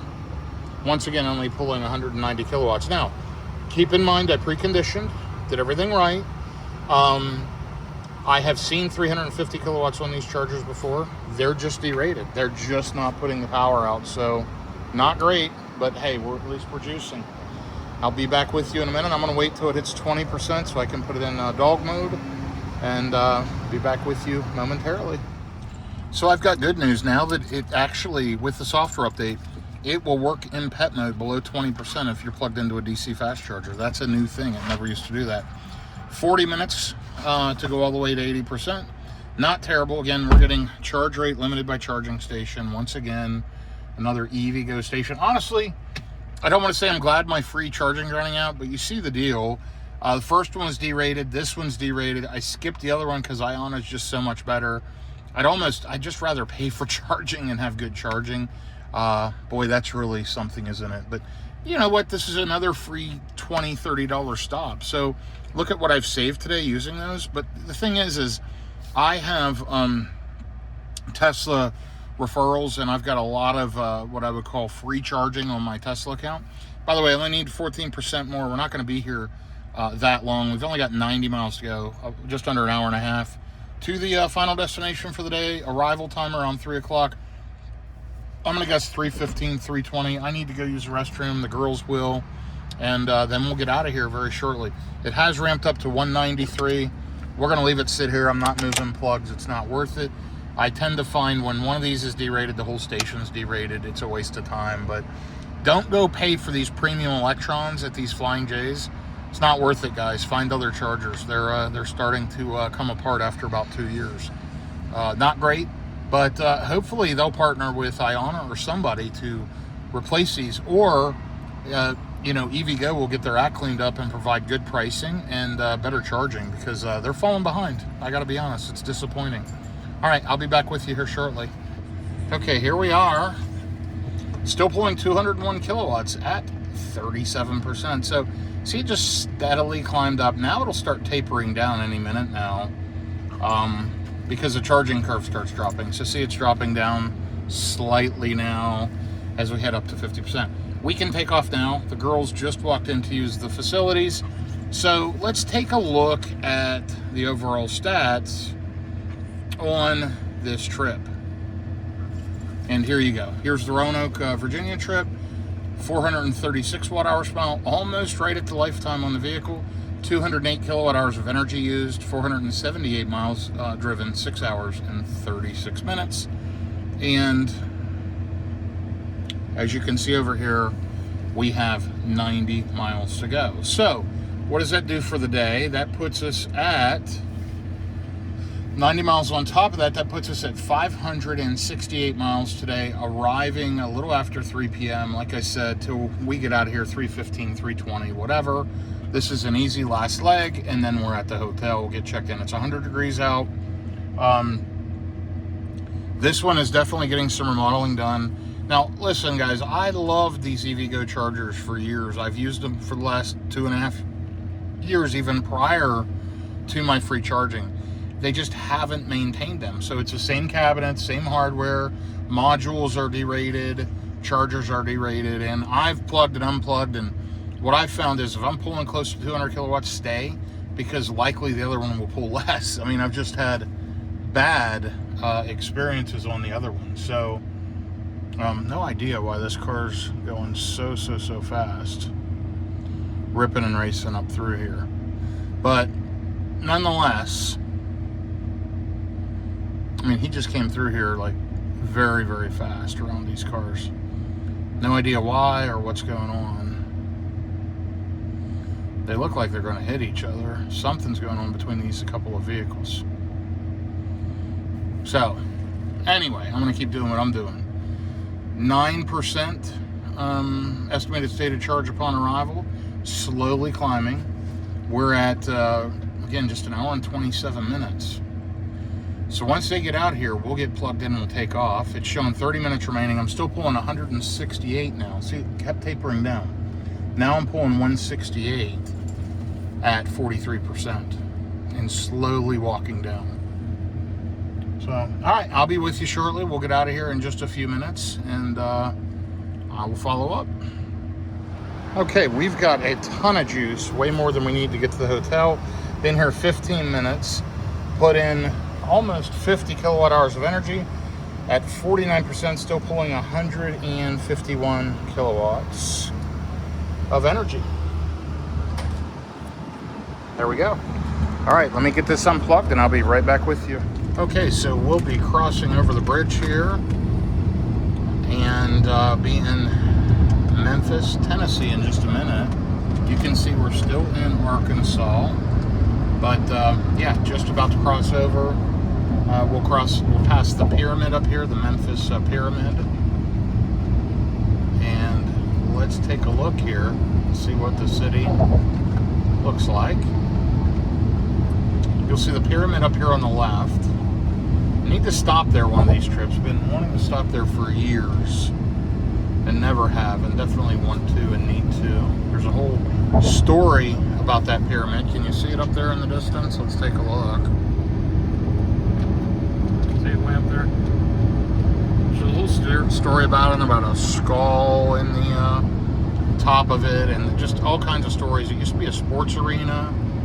Now it's a, I want to say Duck Dynasty. It's not that. It's Bass Pro Shop. Ducks Unlimited and Bass Pro Shop. And this bridge right here will cross over the Mississippi River, and we will be in Tennessee. At least if I recall, it's Mississippi River. Maybe I'm wrong. Let's take a look.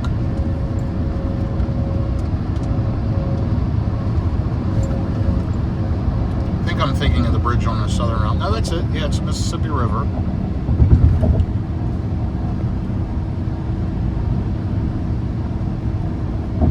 And I'll show you the signage here. By the way, I've got a 16% state of charge upon arrival, 85 miles out, a little over an hour, 97 degrees out. It is hot, humid, for sure. And that was a nice, quick charging session, 15 minutes or less. That's how long it took us to use the facilities, take the dogs out. I had to do some email, and boom, we're back on the road. So just that quick. There it is. Tennessee welcomes you, the volunteer state. Pretty amazing. And over here is that pyramid I was talking about. It is something. Ducks Unlimited, Bass Pro Shop. There's actually a hotel in there. You can stay in it. It's really, really something else. One of these days, we're going to stop and check it out. Never had time. I've driven by it hundreds of times. Anyway, need to make time for it sometime. Should arrive to the hotel around 3:13, 3:14. Kind of what I predicted there earlier at that stop. And everything's on track. FSD's doing a tremendous job today. Let's take a look at those stats. 85%. Not too bad, but longest streak, 204 miles. If I'd be using Tesla chargers, it would be a lot longer than that. But 204 miles of complete self-driving. That was starting out this morning, and then I had to disconnect it to back into a charger. But if I was using Tesla superchargers, it would back in, then I would hit the button to pull out. We would have had a several hundred mile streak. So maybe we'll test that theory on the way back and skip over the EVGos because they're just not great. The one thing I do like about them, and the reason why I still stopped at that one, great amenities, plenty of space to walk the dogs, and restrooms right inside the door, open 24/7. That's a huge advantage. Anyway, I'm going to go ahead and ride along. I'll be back with you in a little bit as we progress today to finish out today's trip, and definitely stopping way early, but I think that's the most everybody can handle for today, and then we'll start it all again tomorrow as we head on to Roanoke, Virginia. The difference tomorrow is we'll lose an hour with the time zone change, so we'll need to leave at an equally early time to avoid that kind of holding anything up.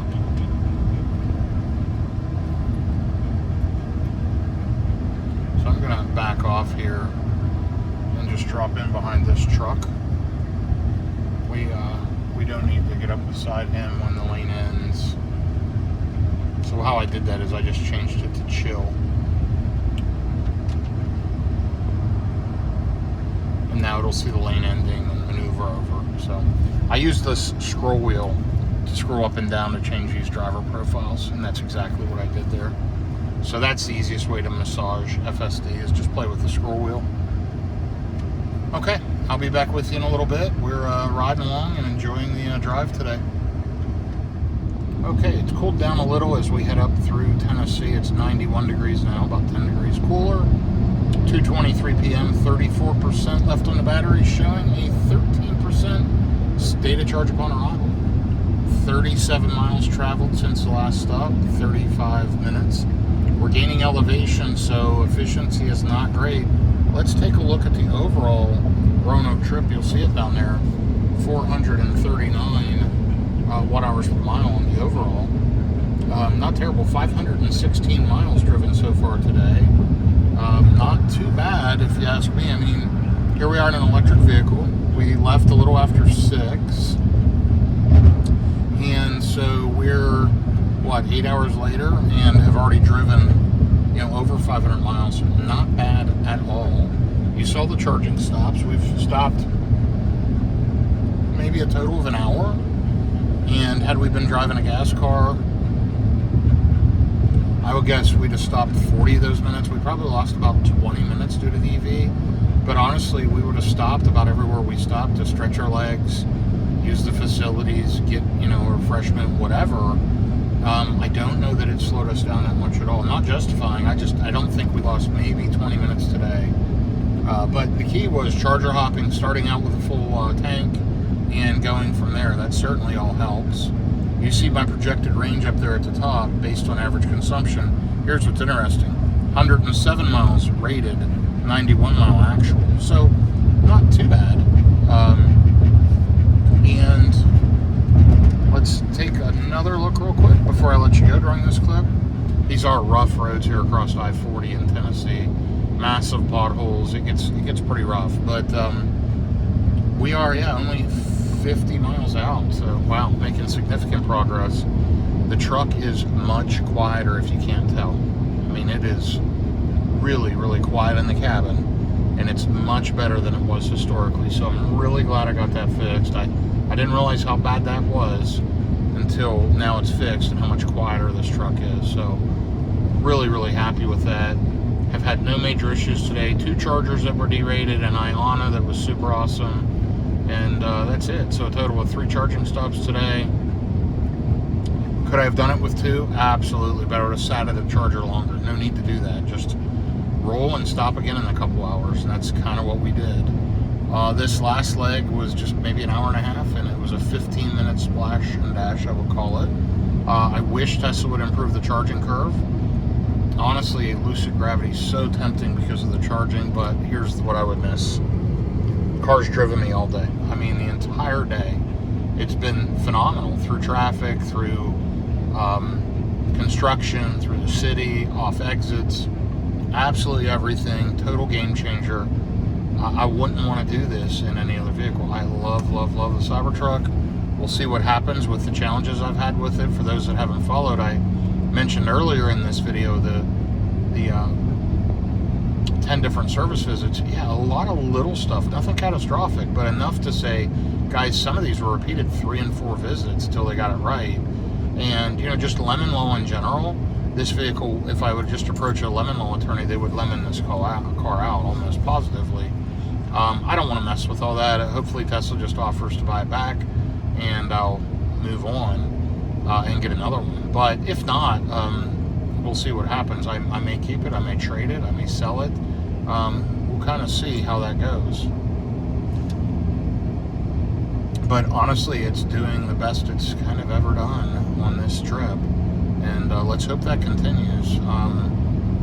Let's take a look at our tire pressure. Of course, we're running in the heat. Yeah, about 57 pounds almost all around. That one tire shows a pound less. 1 to 2 pound variance, nothing to worry about.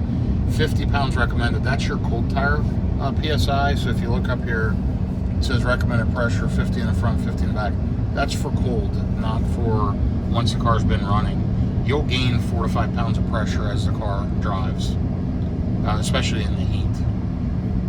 Anyway, almost there. I'll update you as we get to the hotel today. There is destination charging there. I've charged there many times. Hopefully we can get plugged in, get some free juice. If not, tons of chargers locally. I'll take it and juice up. So let's see what happens. I'll be back with you here shortly. All right, been driving 1 hour, 67 miles, and we've only got 22 miles to go. 3:09 arrival estimate, 91 degrees out, nice and pleasant now, not too hot. 2:47 p.m. and I've got 23% on the battery, arriving with 14%. All in all, it's been a very good drive today. Let's figure out what the total looks like for today. So we've got a little over 20 miles left, and we have driven 545 miles. So I think we said earlier 568 miles something for the day, and we'll do about the same tomorrow. Let's take a look at the stats on the Roanoke leg. 439 watt-hours per mile. You can see this last leg is certainly less efficient. But I really like how you can keep all this trip stuff, and you can pause a trip. So what I may do when I get to Roanoke is pause this one, and then we can compare the return trip. We'll see how that goes. It's kind of interesting. But all in all, it's been a good day, fairly uneventful. The car's done the work, and let's take a look at FSD, see if it's improved at all. It was at 85 last time we looked at it, just a little bit ago. I did have a disengagement, by the way, and honestly, it was for a what I would call an unsafe car. I drove for about a mile, looked like a potential drunk driver. It turned out just to be a pretty elderly person, and they were on and off the throttle, on and off the brake, wandering across the lane lines. Just felt very unsafe, and I wanted to get around the car. So FSD couldn't. The car kept speeding up, slowing down. I just needed to take over and maneuver around that car. It would have been fine staying behind it. It just made me uncomfortable.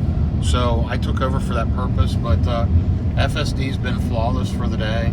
Only navigation stuff where I've chosen to back into certain chargers or whatever. It's the only reason I've taken over. So yeah, I'm kind of just, this is the day one kind of wrap up here as we glide into the hotel. Been a good day, uneventful, smooth. Couldn't be happier with the Cybertruck. Seems like service has addressed my concerns. That front right tire, I don't like that that's, 2 pounds light, so I have to keep an eye on that.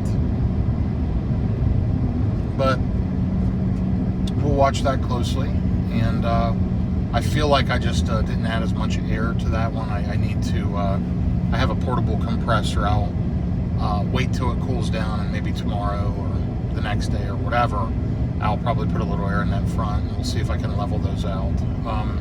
Not a big deal with only a 2-pound variance, as I mentioned earlier, but if it's more than that, then I start to become concerned I may have a slow leak or something. If I do, it's no big deal. There's a discount tire here in Roanoke, Virginia. I can use that. There's also plenty along the path. I've had to get tires before on this trip. That wouldn't be the first time. I've made this trip many times over the years from Texas to Virginia. I work kind of between the two locations, and I travel nonstop back and forth between these locations. I fly it a lot, and I drive it a lot. So, I fly typically a couple 100,000 miles a year, and I drive 50 to 75,000 miles a year. And I love driving electric. I never thought I would, but it's been a real pleasure the last few years, and just a whole new experience, something different to get to do. So, I'll be back with you here in a minute, and we'll look at the final stats as we roll into the hotel after day one. A nice day. It'll put us right at 9 hours in the car today, including charging. Not a bad day. Not bad at all. Okay, so 5 miles out. Just final check-in, and then we'll update as we're pulling in. But 563 miles today with 5 miles to go, so 568 miles for the day. I guess we can call this kind of the final trip update as far as that goes. I will show you what the hotel layout looks like with the charging around back. Hopefully those are working. 440 watt-hours per mile. Lifetime on the vehicle, 427. So Not bad when you consider it was all highway and I'm gaining elevation, and this is a less efficient stretch. Now, part of my drive tomorrow, as I get up 181 and into Virginia, I'll get really good efficiency on the final leg. So it'll be interesting to see how the overall trip efficiency is. Does it beat the lifetime of the vehicle or not? It'll be interesting to see. I mean, we're riding along in summer heat, 90 degree plus. You saw it was over 100 today, or it hit 100.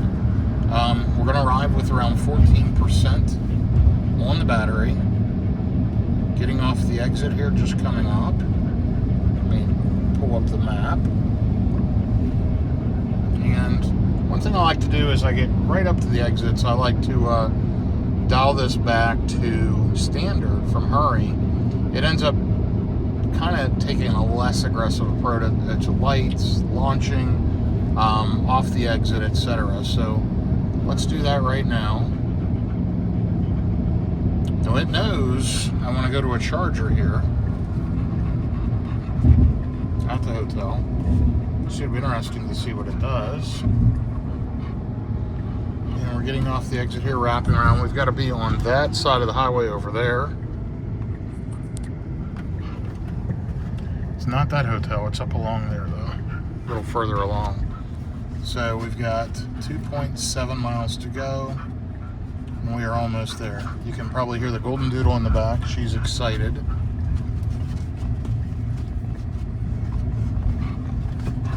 She senses we're getting off the exit. I can hear her tail. So FSD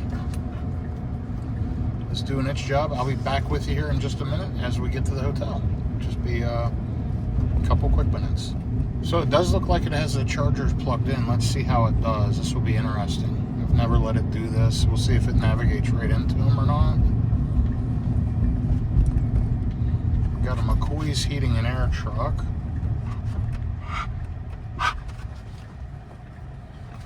And here we are at the Hilton Garden. They are right around back, right where it's showing. And it does have charger on here. So here's the last leg, 450 watt hours per mile, 89 miles, and an hour and 20 minutes. So all in all, pretty darn good. The chargers are both right here. One is in a handicap spot, the other one is not.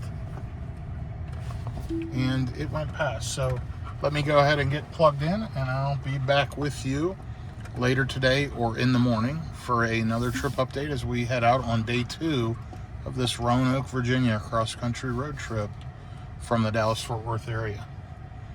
I'll be back with you here shortly. Okay, it's 6:08 a.m. I got another Cybertruck with a huge CB antenna, light bar, foundation series, BF Goodrich wheels and tires sitting beside mine ready to go. And here's mine. Tulane University, Tennessee plates. We are 100% charged to 319 miles. And let me get loaded up and get on the road. I'll show you what that looks like in just a minute. Okay, so we are getting ready to depart for Roanoke, Virginia, 6:10 a.m. We are headed to Hampton and Salem East. Let's take a look. First stop, Mount Juliet, which may make sense with 37%. That's in about 2.5 hours. May try to stretch it further. And then Crossville, Sevierville, Abington, and ultimately Salem.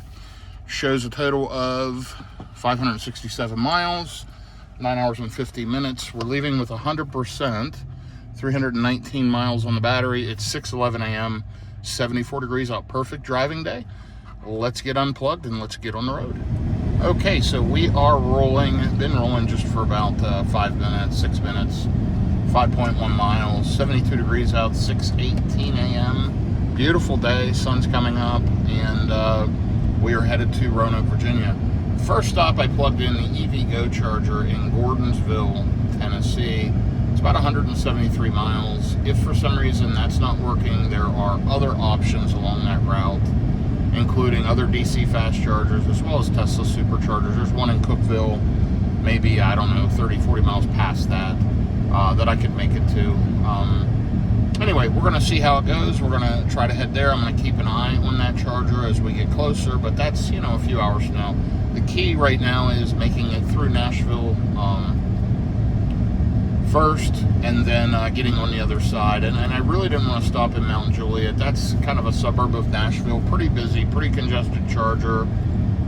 It's kind of a weird split charging situation, but when you get off the highway, you have to turn left and cut across traffic or go down to a light, loop around. It's just an awkward one to get in and out of, and I found it adds a few minutes. Not horrible, but better late in the evening when there's not as much traffic. Of course, we're going to hit there kind of right after rush hour.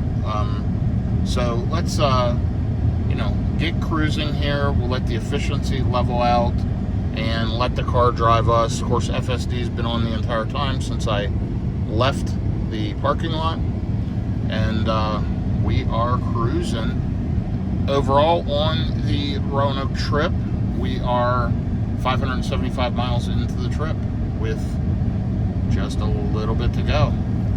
Should be there, I think today, I'm guessing between 4 and 4:30 Eastern time. I'm going to say closer to 4:30 or 5 Eastern time, just depending on traffic. We'll see how it goes. I'll be back with you here in just a little bit.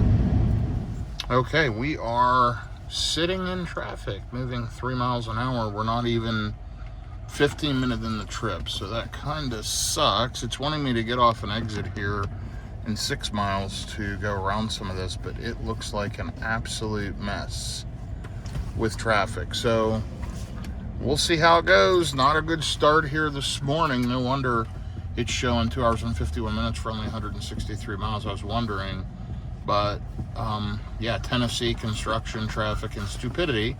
We are just sitting, which is ridiculous. So I will keep you updated. Okay, so it's not good news. Still sitting here at 6:35 a.m. Been sitting here for roughly 5 minutes. Been sitting here since about 6:30. Got emergency vehicles going by on the right, and we'll see what happens. Checking with Grok, which is of course built in the Tesla. It's telling me there's an accident up ahead and possible road closure, etc. And it sounds like it happened maybe 2 hours ago. If that's the case, we could be sitting here a while. Not a good way to start out the morning, that's for sure. Timing's everything, but if it happened at 4:30 a.m., we wouldn't have beat it anyway. And there's nothing we can do but sit here, be patient, and wait. It's unfortunate starting out what is such a long road tripping day with just sitting completely stopped for potentially hours. So we'll see what happens. I will let you know once we start rolling. We've been sitting here completely stopped though for about 5 minutes. I believe this truck down here is stuck. They've been throwing it in reverse, throwing it in drive, trying to get out. The truck's rocking. I guess it may not be four-wheel drive, or they can't engage it, or something's going on. It might not engage in four-wheel drive with the suspension, the truck kind of being crooked there. Of course, I got my tow hooks. I could tow them out, but there's too much traffic and I'm not really in a good position to do that. So another vehicle right here, shot through the median, which I could do in the Cybertruck. I could raise it up, go through there. I'm sure it would be fine. Not going to do that. I don't know how I would route around all this anyway. So we're just going to sit here, wait, be patient, and see what happens. Hopefully they get it opened up soon. All right, been sitting 36 minutes, 73 degrees out, so warmed up 1 degree, still at 91% on the battery. You can see we've really not gone anywhere. 54 minutes for 17 miles, pretty bad. Hopefully we get rolling soon. We've just slowly edged up. FSD's handling it. It's just a terrible way to start out a road trip morning when you have such distance to cover. Normally happens the other way. You're about an hour before your destination, you sit in traffic for a long time. So hopefully we don't have both today. We'll see what happens. We've got 3.5 miles in it. Wants to exit 101, probably to bypass some of this accident. So not much I can do at this point other than sit here and wait. We're just chilling. I'll keep you posted. Okay, we've been sitting here about 53 minutes. People are out of their cars, walking around, checking things out. We are just sitting here stopped. I am more than likely going to go ahead and hit that charger in Mount Juliet. Since it's another hour longer than I thought it was going to be, I don't think we're going to hit that EV Go. So I think we're just going to hit the Mount Juliet Charger. There are some food options there. Probably go ahead and throw some juice on, do that. And then I think the next one we may head to a Buc-ee's, because I know that my daughter loves that, and we may just stop at a Buc-ee's and charge and get some snacks and all that there. So we'll see how it goes. 73 degrees out. It's warmed up another degree. 7:24 a.m. Again, 54 minutes now. Just sitting, stuck in traffic. Not the way to start out a road tripping day. These things happen. Hour and 11 minutes for 17.9 miles. So just under 18 miles. Of course, FSD's doing the whole thing. And showing going to arrive in Mount Juliet with 34%, which is way more juice than I need. It's a V3, 250 kilowatt. It'll, you can't take much more power than that anyway, so it's not a big deal. But I think that's probably the choice. We'll see how much longer we're sitting here. I may stop sooner at Nashville Charlotte Pike, which is before we get through Nashville. So we'll just see how it plays out. I'm hoping we get going here soon. But if we're here another hour, then I'll call an audible and stop even sooner. But we're going to adjust the plans today based on this experience to really, truly optimize and get there and try to make up some time, because we have lost almost an hour at this point. Be back with you here shortly. Okay, so another update. We've been sitting an hour and a half in traffic, driven 17.8 miles an hour and 47 minutes, so making zero progress, just sitting here. Nothing really we can do. Looks like it was a tractor trailer overturned on the road, and they're trying to figure out how to get it up. Happened around 4:30 this morning. I'm shocked that it's 8 a.m. and they haven't done that on a major interstate. So must not be a lot of competent wrecker services or a lot of people that know what they're doing in the area, because that should not take that long. Regardless, it's an hour and 16 minutes. I'm probably going to stop at this Pilot Flying J, just 76 miles up the road. There's some food options right nearby. We're probably all going to need to stretch our legs. I mean, we've already been road tripping for 2 hours. Yes, we've gone 18 miles, but there's not much we can do. So we'll just probably bail out early, stop, throw some juice in, stretch our legs, use the facilities, and then get back on the road and make a further stretch. I don't know what else to do at this point, but there is another EVgo right off of that exit here in Dixon, Tennessee. Fingers crossed we'll get moving soon. We'll see what happens. 89% on the battery. We've used a little bit of energy just sitting here. And there goes a cop car going the other way. We will see what happens here. There are multiple police cars going by in the opposite direction. So looks like we're starting to move. Let's keep optimistic here and let's see what happens. Boy, this will be great. Oh, a lot of open space in front of these trucks, so there's debris on the road.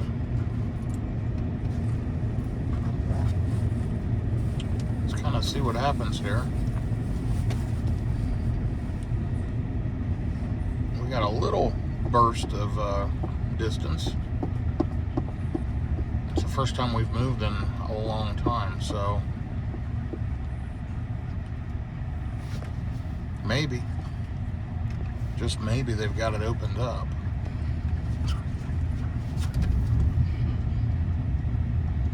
And it looks like we're going to stop again here. Or maybe we're just rolling slow. Let's hope we're just rolling slow.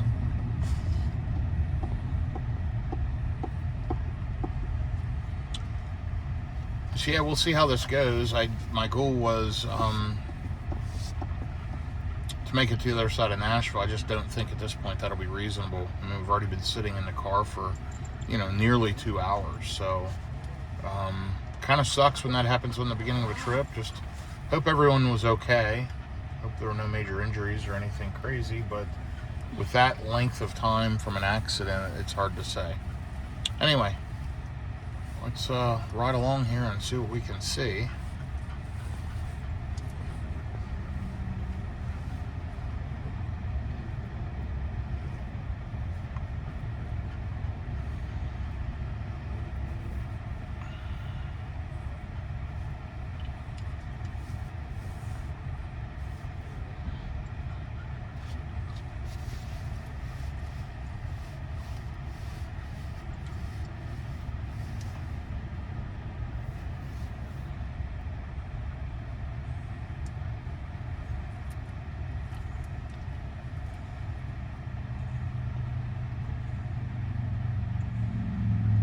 You know what? We're only moving at 4 miles an hour, but at least we're moving. Let's hope that continues.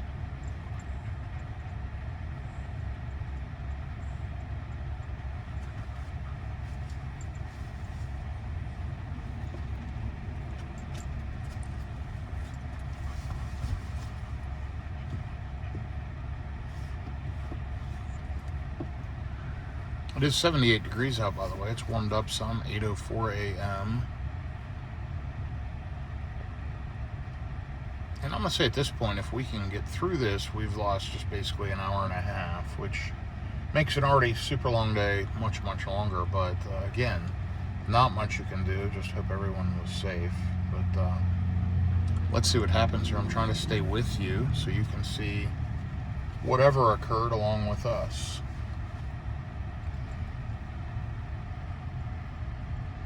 My guess is it's maybe another mile or so up the road based on what I'm seeing on the mapping, but it could be further. You know, if this thing was backed up since 4:30 a.m. and we hit there at 6:30, it could be miles and miles of traffic. I hate to see how many miles of traffic is backed up behind us. I mean, it's got to be a huge amount. This is a major interstate across the country that was closed for hours, which is a very, very rare event, and something that will cause miles upon miles of backup. Looks like vehicles are all getting over, so let's go ahead and jump over. And I can see whatever the accident is or was up here on the right.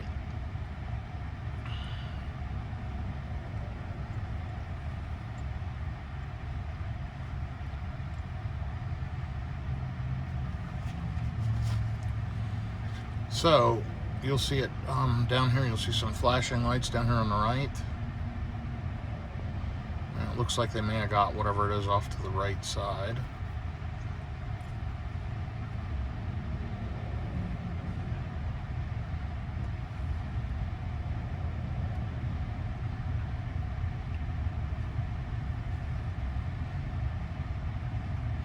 So I had looked at alternative options of backtracking, crossing over the roadway. Of course, this was very, very wet.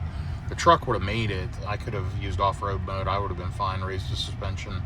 The problem is you would have backtracked a good half hour, 45 minutes, and then have to drive back up. It would have added, from what I could see, 45 minutes to an hour, and there was tons of other cars going in that direction from what I could see on my traffic stuff. So it was an hour gamble to do that. Versus waiting here. So, but I'd say we're past it here in just a second.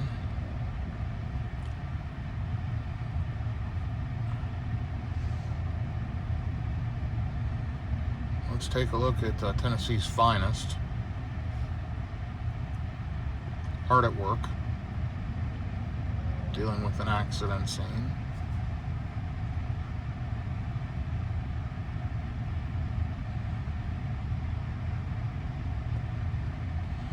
And there was the problem, rural, out in the middle of the country.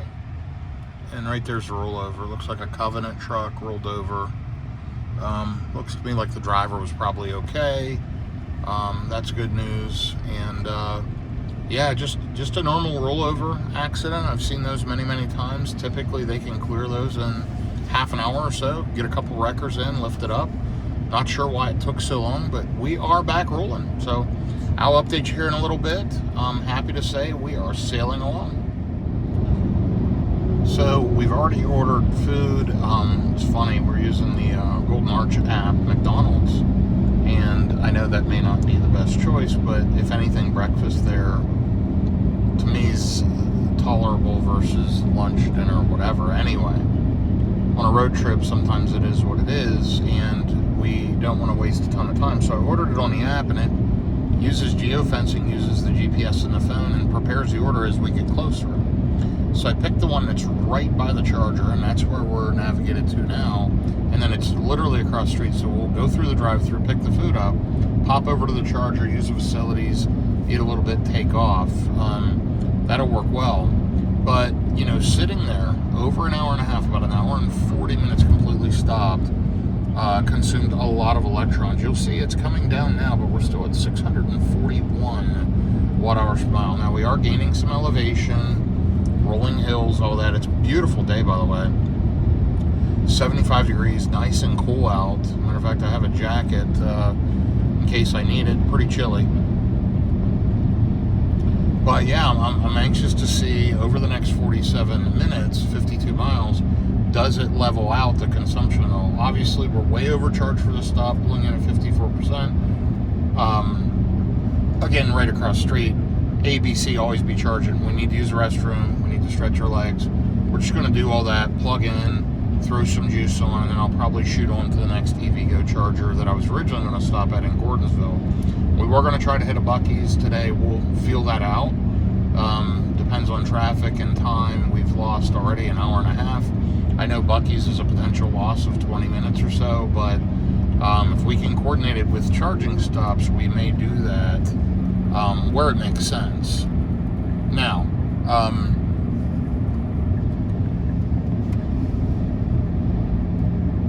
I will say this, at some of the Buc-ee's, they have the Mercedes chargers. Depending on how low of a state of charge I arrive at, I may use those. You know, the Tesla chargers, I do have the free energy. The Mercedes chargers are the Alpatronic HYC HIC 400s. HYC HIC, a lot of people, that's what they call them. But the HYC 400s put out the power this truck can accept. So if I'm going to arrive at one of these Buc-ee's low, and they have Mercedes charging, I'm probably going to hit it. Alternatively, if they have the V4 posts that'll put out 325 kilowatt with the amperage boost, I could do that in the Cybertruck as well. We'll kind of see what happens. We're riding along, looking forward to getting this first stop and stretching my legs. I mean, we've already been in the car 2 hours and 14 minutes. Consumption is slowly improving, but man, we were really burning it up just sitting there running the HVAC. We are running along in hurry mode. We're running at highway speeds, and the Cybertruck's doing a job. I'll try to get the windshield cleaned off at one of these stops as well. It's pretty nasty. Yeah, anyway, just getting the day started. Only have driven 44 miles, but been in the car over 2 hours. Kind of crazy, right? I'll be back with you in a little bit and keep you updated here as we ride along. Okay, so 75 degrees out, 8:46. We have now driven 67 miles in 2 hours and 34 minutes. Headed downhill, getting a little bit of the efficiency back, but it is a awful lag. Of course, most of that comes from sitting there for an hour and 40 minutes. We're only 24 minutes, 25 miles from the charging station. We're going to run through the drive-thru, pick up the ordered food, and then go plug in. So I'll show you what that looks like here in just a few minutes, but we are, let me dial the speed back just a bit here. There we go. We are making pretty good progress on this leg, and yeah, just looking forward to getting there, getting plugged in, stretching my legs. Honestly, I need to just get out and stretch for a minute. It's been a crazy long morning for such a short distance. So love FSD though. It's been on the entire time, as you can see. 68.8 mile streak for 68.8 miles. So great job on that aspect, Tesla. And let's just get there. We're almost there. Okay, so we are almost there. 12 minutes. Been in the car 2 hours and 45 minutes. This will be about a 3-hour stretch for the first leg. Only 81 miles plus 12, only like 93 miles in 3 hours. But hey, as always, it could be worse, and maybe that helped us for some reason to avoid something else. Maybe there was a couple-hour backup in Nashville that we avoided by sitting there and being safe. So everything happens for a reason. We're on the path we were supposed to be on today, and that's just okay. Efficiency has improved somewhat. We're down to 539 watt-hours per mile. Again, very inefficient stretch. Obviously due to sitting for quite a long time, maxing and running HVAC fans on high and being comfortable. It's fine. I mean, it used 1% or whatever. Not a big deal. Maybe 2%. Doesn't really matter. But, you know, hey, next stretch should be more efficient. Let's take a look at the overall Roanoke trip.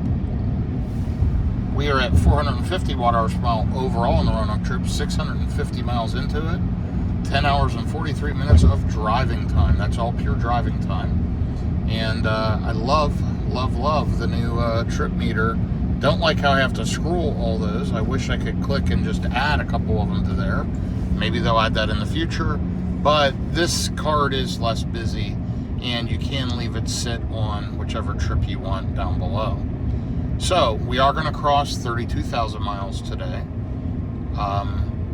And you'll see we exit off in 9.6 miles. So almost there. 9 a.m.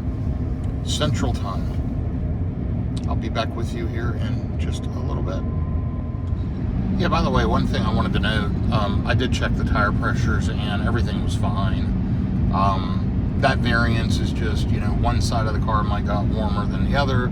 If sun is coming heavy on one side, it'll heat up that side of the car. Just, you can have a little variance, but they're all pretty much close to the same, within a pound, working great, and happy to see that. So I will need to get them rotated until I get back to the Dallas-Fort Worth area. I'll take it to Discount Tire and get that done. But yeah, all in all, smooth, uneventful, only about 5 miles out.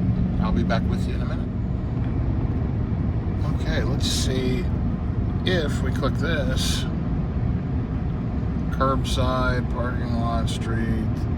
No, that's fine. I was trying to see if drive-through was an option where it would just go through the drive-through.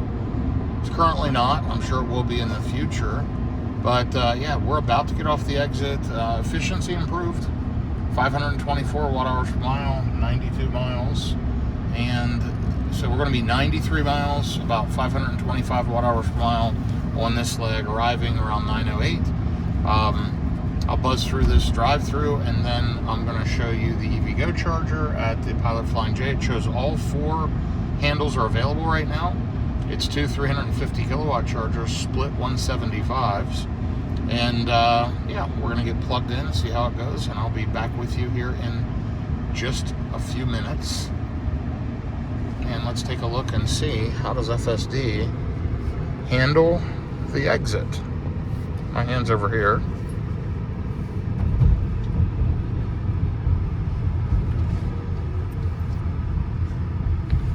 Absolutely fantastic, as always. Super nice, super comfortable, super easy. And it knows to jump in the right lane, put the right turn signal on, and turn right. We're going to cross over the highway and get plugged in here after going through the drive-through.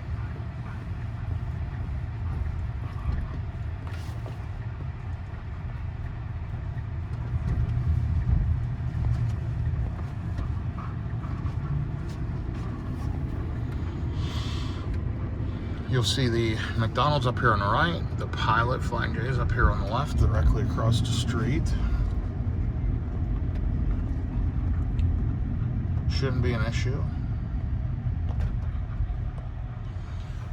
I honestly don't remember charging at this Pilot Flying J. It's a Pilot.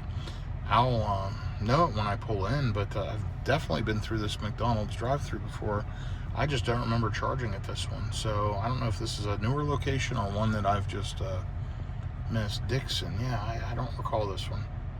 I've charged here quite a few times at a Tesla supercharger, I believe. Let me look.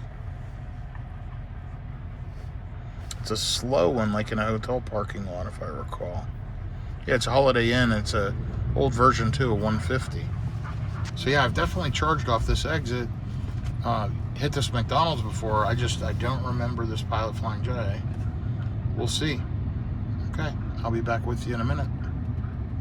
Okay, pulling into the charger. Already went through taking over for navigation purposes. We are headed over here. It is preconditioning the battery. You can maybe hear the HVAC fans ripping. Let's see, got a guy walking right there. All right, we're gonna plug into this one. I have charged here.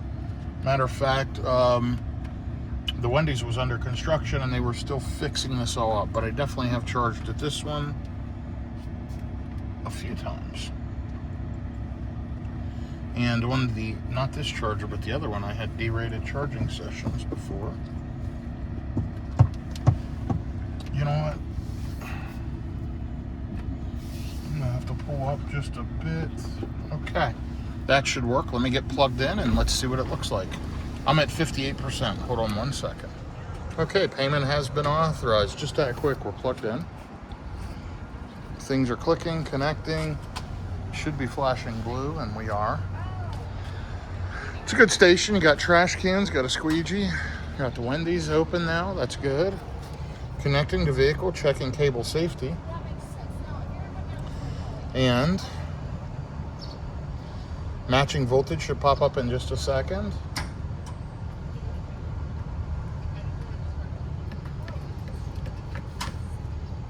Okay, and we're charging. Let's see what kind of speeds we get at 58%. It's not going to be anything spectacular.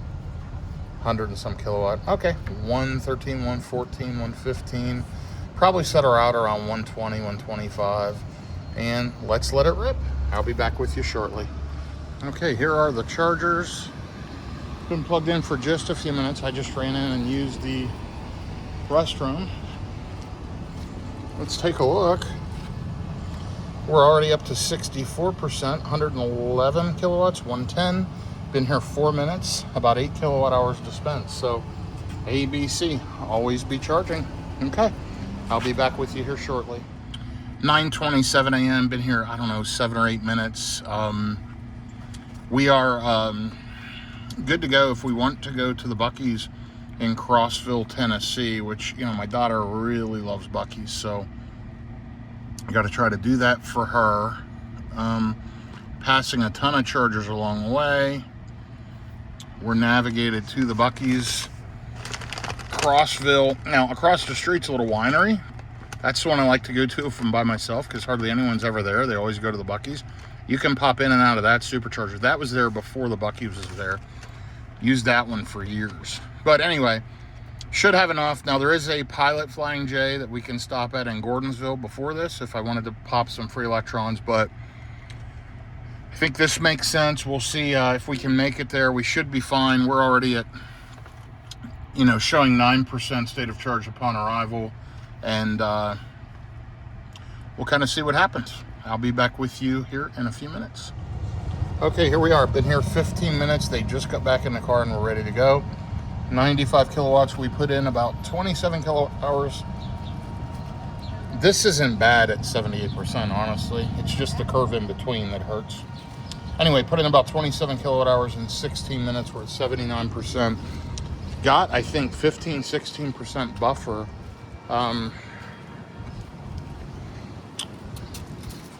And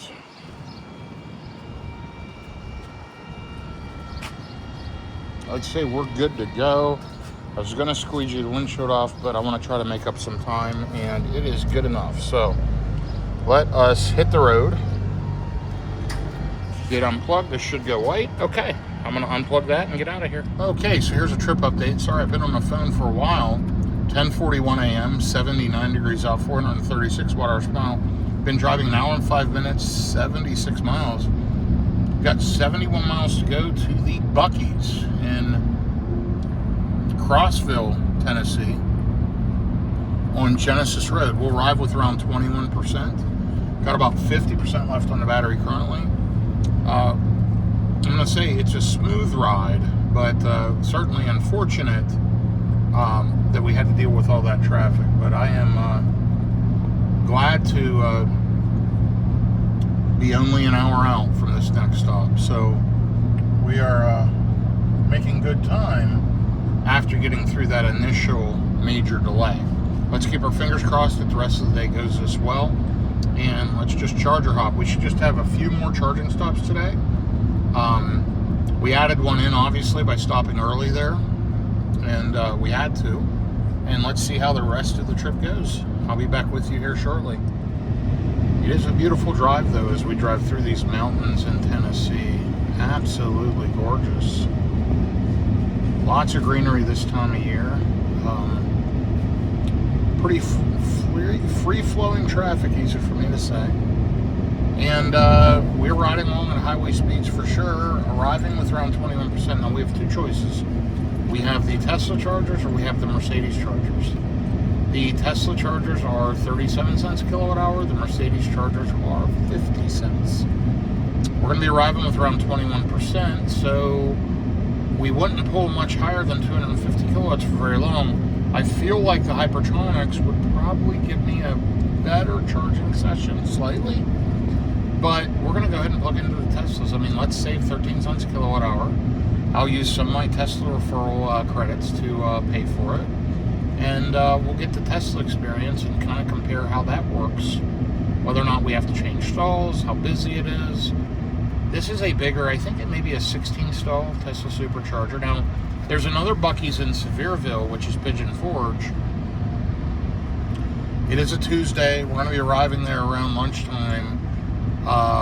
We're close to switching from the Eastern time zone into the Eastern time zone, so it'll be 11:42 or 12:42 on local time zone.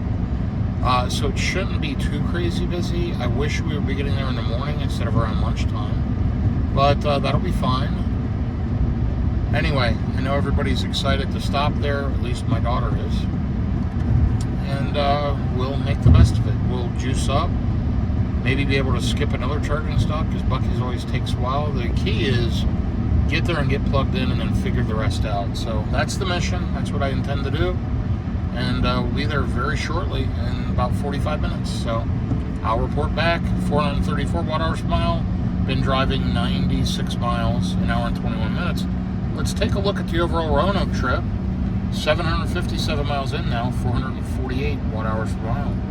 12 hours and 24 minutes of driving. Making decent progress at this point. I'll be back with you here in just a little bit. Okay, so we are 14 miles out, arriving with around 20% on the battery. 466 watt-hours per mile on this leg, 133 miles, an hour and 51 minutes. So just over a 2-hour stretch. It's 11:27 a.m., 74 degrees outside with 25% on the battery. Jumping off this exit in 13 miles. Hopefully we're not, 5 minutes of traffic off the exit. That's what it looks like though. But we'll see. Should be preconditioning the battery for fast charging any minute now, if not already. And we are planning to use the Tesla supercharger. And I think that may be the first time on this trip using a Tesla supercharger because we've used all EVgo and Iona. The best experience so far was Iona. We'll see how this one goes here at Tesla. It should max out at 250 fairly quickly and then hold that for a little while until it starts tapering off around 40%-ish. Anyway, almost there. I will keep you posted and be back with you in just a few minutes. Okay, it's showing 5 minutes for 5 miles left. Exit 320 for Genesis Road. That is the Buc-ee's. We are preconditioning. You'll see 452 watt-hours per mile overall in the Roanoke trip. We've consumed 363 kilowatt hours of energy. 803 miles in 13 hours. And I think from here we're about 325 miles from Roanoke, Virginia. About 5 hours. We'll make, I'm thinking, 2 other stops along the way to break it up for everyone. And hoping to be there maybe around 5:30 or so, 6 o'clock, based on the time change and that loss this morning due to that long accident that we had to sit and wait through. About an hour and 40 minutes of traffic. So let's take a look at these stats on this leg. 3.5 miles left essentially. So we have driven, I'm going to say at that point, about 147 miles, 2 hours, and 458 watt-hours per mile. So not the most efficient stretch. It is 75 degrees out, moderate temperatures, which is good. 11:35 a.m. and we are almost there. Of course, here we are, right before the exit. Experienced delays on the highway again. Been one of those days for sure. Anyway, I'll be back with you here shortly as we get to Buc-ee's. Well, we got stuck behind an RV doing, 60 and a 70 mile an hour zone, but that's okay because we're about to get off the exit. You'll see here it is coming up. Exit now for Buc-ee's. You see the sign up there. And it is just off this exit, so it's a pretty easy one. This is one of the newer Buc-ee's, just opened maybe in the last 2 years. And right there it is.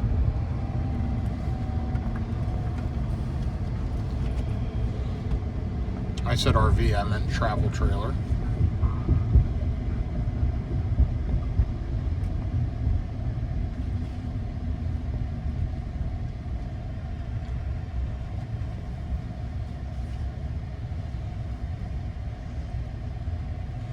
So Buc-ee's, if you haven't heard of it, is a destination gas station, usually with over 100 gas pumps, diesel and gas. No big trucks allowed. It's for pedestrian vehicles only, or not pedestrian, but regular non-commercial vehicles only.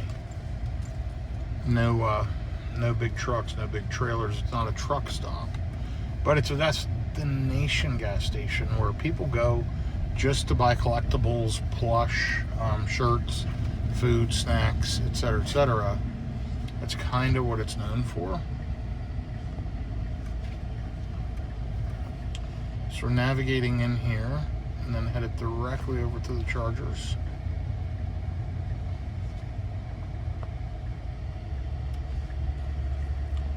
Looks like there's 11 stalls still available.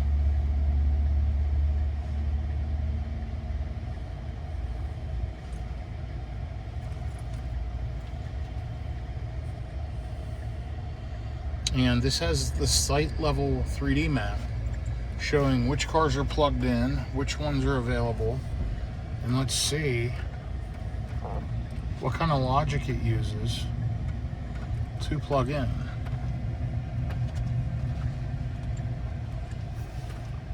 I'm going to go ahead and take over, and I'm going to pull in one of these down here. They're all 250 kilowatt chargers. I got a car pulling up behind me. Looks like a Chevy Bolt.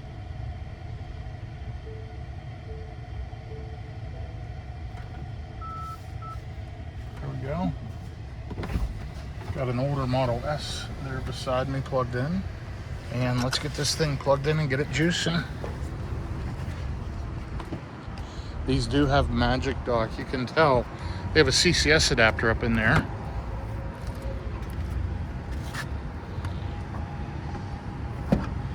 Should be about an 8-second handshake, and then we should be charging.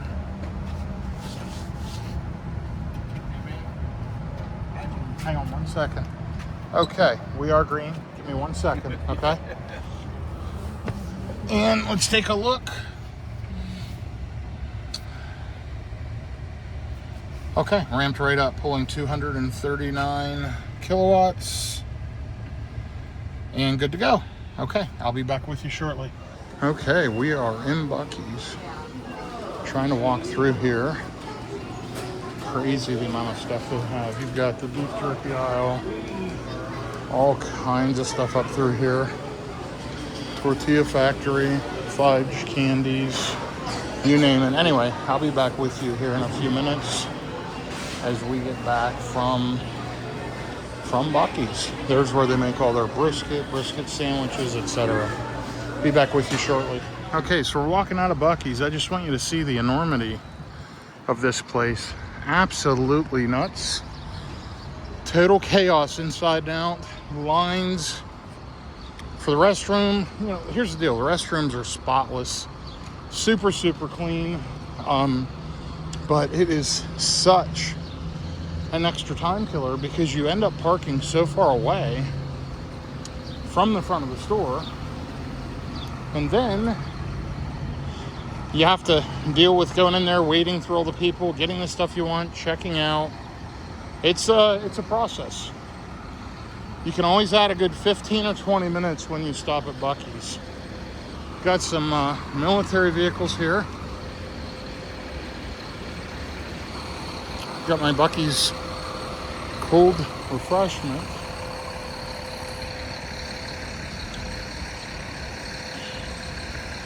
By the way, that Model S owner stopped and talked to me for about 10 minutes. Very interested, very, very good guy. Him and his wife were on a little road trip, and they love their Model S Plaid. Their son has a Cybertruck, just super sweet people. But I had to wait till I got plugged in and gave an update, and then I spoke to him for 10 or 15, and he follows the YouTube channel. So, pretty interesting. Okay, I'll be back with you here shortly. Okay, been here about 25 minutes. I've put in 53 kilowatt hours of energy, still pulling 90 kilowatts at 70%. And let's take a look at the charging cost. It is 37 cents kilowatt hour. It's cost $20.48. No big deal. And let's figure out the next stop. It wants me to stop in Sevierville. I'd like to skip that one. What I'd like to do is see if I can get there and how much juice I'll have left.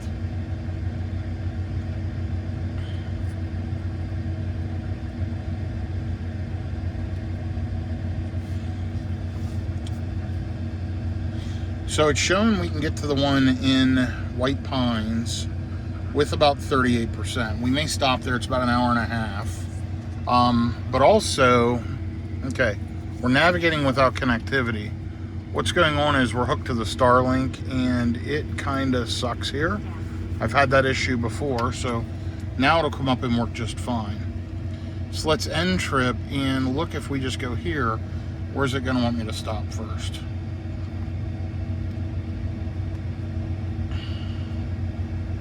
So it's saying if I sit here 7 more minutes, which I probably will, we can make it all the way to the Sheets in Bristol, which is 2 hours and 45 minutes. Right now, if I depart at this moment, I'm going to get there with 3%. We'll probably be here another 7 minutes. My daughter just walked in to Buc-ee's, and until she gets back, it'll probably be that long. So we may try to do that. What we want to look at, though, is which Sheets is it using, because there's multiple, and we want to make sure it's the one right off the interstate, and we want to make sure it's the fast one, because you've got this one here that's 150 kilowatt. You got this one in town at Royal Farms, it's a 250 kilowatt. Then you have this other one right off the highway at Sheets. That's the one we want. It picked the correct one in my estimation. So it says if we do that, that'll be the last charging stop. One more stop and then on to the hotel. We'll see. We may stop twice. I may stop in White Pines, which, you know, is an hour and a half or so. We'll see how it goes. But at the end of the day, we have enough at this point. We can make it all the way to Bristol. I'll probably add in a stop at White Pines just to throw a little juice in, because that climb up to Bristol can be it can really consume some electrons. So anyway, you can see 57 kilowatt hours put in. We're still pulling 89 kilowatt charging speed at 73%. It's 12:10, 77 degrees. Nice day. And here's your stats on the Roanoke trip. 451 watt hours per mile, 808 miles so far. We'll get rolling here shortly, and I will update you in just a few minutes. Okay, it is a beautiful, absolutely beautiful driving day. Although the day started off a bit challenging, it's been beautiful since. We are going to be passing through Knoxville in the next hour. And then we might stop in White Pines, Tennessee after Knoxville and throw a little bit of juice on at EVgo, stretch your legs. Again, that's another, hour and a half plus stint. Or we might go another hour extra up to Bristol to the Sheets supercharger there that I showed you earlier. We are at 467 watt hours per mile. That is going to improve. Now, the overall stats on this total drive will improve as well as we get into a much more efficient stretch heading into the Roanoke Valley. 451 watt hours per mile right now on the overall trip, 825 miles. Let's check for informational services our FSD app, still sitting at 85%, but as you know, we've driven almost entirely on FSD, so that should jump up another percent or two. I think we'll probably get up to maybe 86% until we get to Roanoke, Virginia. Longest streak, 204 miles.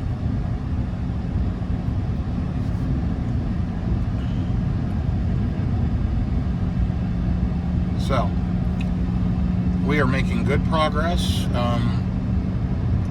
Was trying to see if we've passed into the Eastern time zone yet. I guess not. We will be any minute. And yeah, it'll be good. I'll keep you informed as we continue to ride along, and I'll let you know what decision I make when the next charging stop. So I mentioned we would get on a more efficient stretch. You can see there, 380 watt hours per mile, 26 minutes, 29 miles, rolling up and down through the mountain hills here, and it's definitely improved efficiency. FSD's doing its thing, enjoying that. Showing we're going to arrive to the Bristol, Virginia Sheets supercharger with about 8%. So I feel good about heading there. It's 153 miles. I've got 68% on the battery. Should be fine. We can check the energy app here. And what it shows is I have a projected range of 185 miles. So a little bit of buffer. Should be good. I'll just keep an eye on it. It is a climb up into Bristol, so you know I may build a little buffer by backing off into standard mode. But right now I'm rolling up and down through these hills, getting a lot of regen, super efficient. But we'll see how it plays out. Right now, again, 8% buffer. Let's kind of see how that goes. I can always stop in White Pines at that EV Go and throw in a little bit of juice first, or there are a couple of Tesla superchargers 5-10 miles before, the one in Bristol at Royal Farms and the other 150 kilowatt one. And there may be other chargers along that route, but really I rely on the Tesla, the EV Go, and that group. So anyway, more details to follow. So I just messed up my FSD streak. I had a Jeep in front of me that was just a terrible driver, kind of all over the road, not able to manage speed and space of the car in front, and slammed on the brakes, almost causing an event. So I put it in Mad Max. It went to the right lane, got around the Jeep, but then didn't want to switch back to the left. So I just briefly took over, got back in the left, and then re-engaged FSD. So we're in good shape. Great efficiency so far, 47 minutes, 52 miles, 405 watt hours per mile.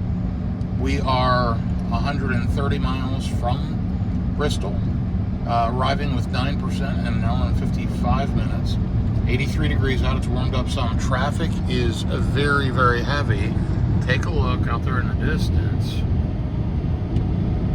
I mean, it is busy today. It's a Tuesday, midday. I mean, nothing crazy going on. It's 2 p.m. We're going to be passing through Knoxville here in the next 10 to 15 minutes. We're kind of out on the outskirts of Knoxville right now. And stayed up there at that Fairfield Inn before, right next to that Holiday Inn that has charging for sure. Anyway, passing through the Turkey Creek area, just on the west side of Knoxville, Tennessee, and then we'll be passing through. Again, not sure why traffic's so crazy busy today. I mean, what's going on? It's June 2nd. It's a Tuesday. It's midday. It doesn't make a lot of sense to me. But either way, we're getting through it. FSD's really done a tremendous job this entire trip. By far the best full self-driving experience I've ever had across the country. This latest version is unbelievably, incredibly good. Although the last trip, you know, I had a video from the Dallas-Fort Worth area to Denver in a snowstorm, and then from Denver to Scottsdale back to Dallas-Fort Worth. I pretty much used FSD the whole time then, but what I like now is this new streak feature, all the new software, the spring update, just makes the whole experience feel so much better. The truck's done very well so far. I'm pleased with that. We'll keep an eye on it. At this point, I am planning on hitting the Tesla charger as long as I can make it up to Bristol. That's the plan. I think I'll be fine. You know, I'm at about 60% with 128 miles. My general rule of thumb is multiply this by 2. So I know that in the worst weather with the highest possible speeds, I could go at least 120 miles. And they've got 127 to go. So we're fine. We've got an 8% buffer. This thing's usually pretty good. I get concerned about the incline. As you start going up 81, you're climbing up elevation. But I can always back off the speed approach a little. But I'm maintaining a pretty good 8-9% buffer the whole way. So we'll keep an eye on it. We're just riding along right now at highway speeds. And we'll kind of see what happens. We're navigating through Knoxville, Tennessee, and go from there. But as long as everybody in the car can make it, I think we'll try to knock out this 2-hour stretch, and then if we just charge there for 15 or so minutes, we can make it all the way to Roanoke, Virginia from there. So we'll see how it goes. That's a decent stop too. I like that Sheetz. Sheetz are always nice, great amenities, and a good convenience store stop for sure. Okay, I'll be back with you here shortly, but making good progress. Let's take a look at the overall Roanoke trip. By the way, we're almost to 32,000 miles. So 447 watt hours per mile, 865 miles so far, 14 hours. Making progress. Okay, more details to follow here shortly. Okay, well, we are climbing elevation. We're showing a 10% state of charge estimate upon arrival. We've got 45% in the battery, going 87 miles. I feel pretty good about it. 44-mile streak here with FSD since I had that one manual intervention. And we've driven 95 miles an hour and 24 minutes, 400 watt hours per mile. Better efficiency. Again, we're only 87 miles out, an hour and 17 minutes from that Sheetz in Bristol. So perfect timing. We'll hit there around 4 p.m. Eastern. We are on Eastern time zone now. And then from there off to Roanoke, Virginia, just roughly a couple hours from Roanoke at that point, 2.5 hours. So should hit Roanoke, I believe, between 6 and 6:30, just depending on traffic. And again, unfortunate that we hit that hour and 40-minute incident, but we are making up some time today. Now, traffic continues to be very, very heavy as we drive up through here. So we'll kind of see how that goes for the rest of the day. I'll keep you updated, but glad to say we're making it, and we're at 31,981 miles on the Cybertruck, almost 32,000 miles. Okay, we're about to pass that Flying J, White Pine, Tennessee. EV go, it's right off this exit, and we're good to go. We've got 42% left in the battery, only 78 miles to go, arriving with an estimated 10%. We're rolling along at 400 watt hours per mile. Now I am going to gain elevation, but even with that, we'll be just fine. We are still rolling at highway speeds. It's 81 degrees out, 2:46 p.m. And, this one here at the Pilot, I thought it was at Flying J. I think it's on this side. Yeah, it is. It's at the Flying J. There's a Pilot off the exit and a Flying J right there. And the blue canopies are right down there. There's no canopy, but the chargers are right there. Totally available. Nobody charging at them right now. And those were free. But you know what? We're passing those up because we got tons of juice. And we're going to head right up the road here to this Bristol supercharger at the Sheetz in just an hour, 76 miles. So we'll get there and we'll get plugged in and see how long it takes. I'll be back with you momentarily. In the meantime, we're going to ride along and head up the road. It's been a good drive, other than starting out this morning. That was a bit challenging, but yeah, the rest of the day's been pretty smooth. Be back with you in just a little bit. So as I'm rolling along, about to cross 32,000 miles, I was kind of reflecting on this Cybertruck since I took delivery of it in December of 2024. There's 32,000 miles. It's honestly better today than when I took delivery. It's quieter. Software's much improved. They've just done a really good job of improving the Cybertruck. It didn't even have FSD when I bought it. It didn't have It had just basic cruise control. Now look at it. You know, I'm sitting here relaxing. The car's driving me, changing lanes, doing what it needs to do, driving across the country. So many added features to the software. Just, it's grown and improved tremendously. And the fact that I'm able to talk and speak at this volume speaks to the fact that the Flower Mound Service Department, although, how would I describe it? Far from perfect. They've definitely improved this vehicle. Still has some concerns, but yeah, it's done good on this trip. That's a nice, pleasant surprise. We're just under an hour now, as you can see. 65 miles, just cruising along at highway speeds, letting the car drive me through this beautiful part of the country. It's been a good day. Been a good day. It did take some patience this morning, obviously, but we're past that now. We're almost 3 p.m. Eastern, and what a beautiful place to be, riding in this truck, driving across the country as I head up into Virginia, still in Tennessee. When we hit Bristol, we'll cross from Bristol, Tennessee, right into Bristol, Virginia, and that's where we're juicing up. So, looking forward to that. Be there before we know it. I'll show you what that looks like as we get there and get off the exit. We'll see what our efficiency leveled out at.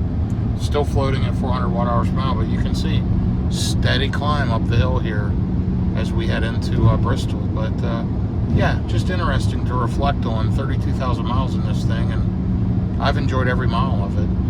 So, be back with you. So it was pretty funny. About 15 minutes ago, this Subaru that's in front of me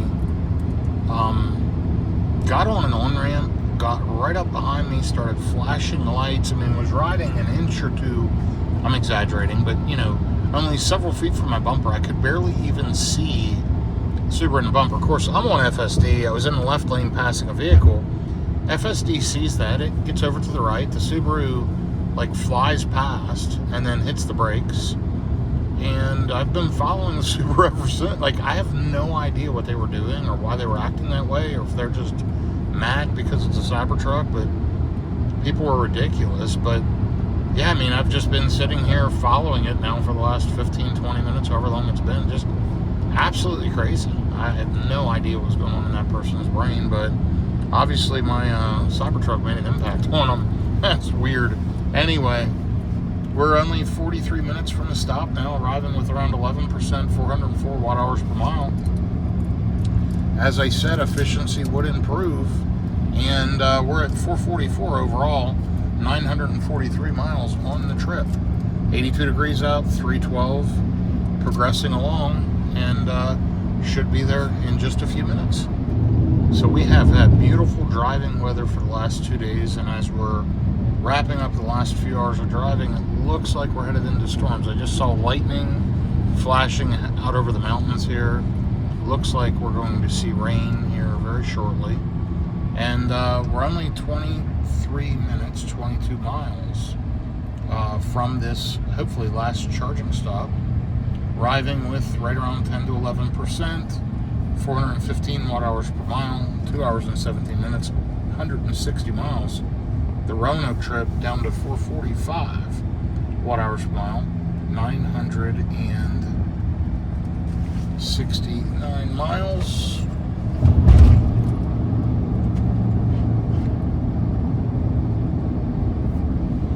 There you go.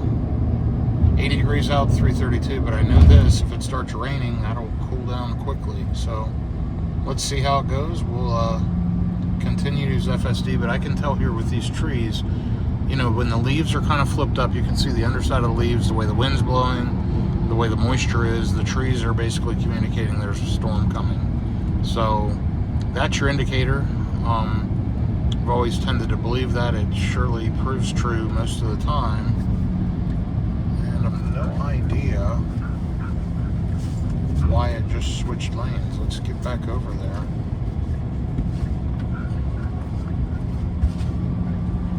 I don't know why FSD just did that, but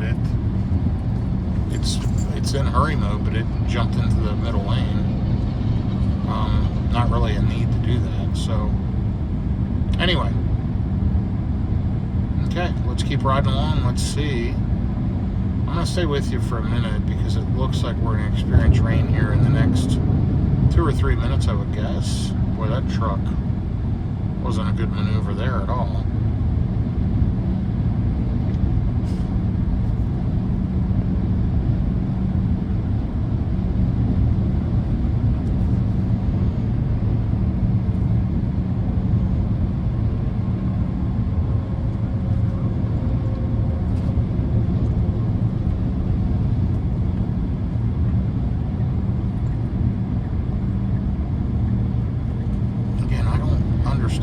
It shouldn't jump in this lane here for really no reason. The van's going plenty fast. I don't know what FSD was thinking. You saw the wiper just kicked on. There's no rain yet, but it's thinking there's gonna be for sure.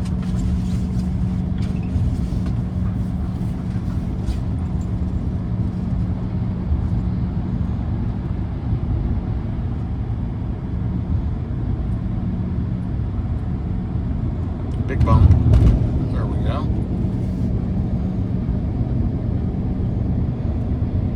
18 miles out now. I would guess rain would start now any second. It's just gotten really dark up through here. Just an absolute beautiful driving day. And then we hit these mountains and everything changes.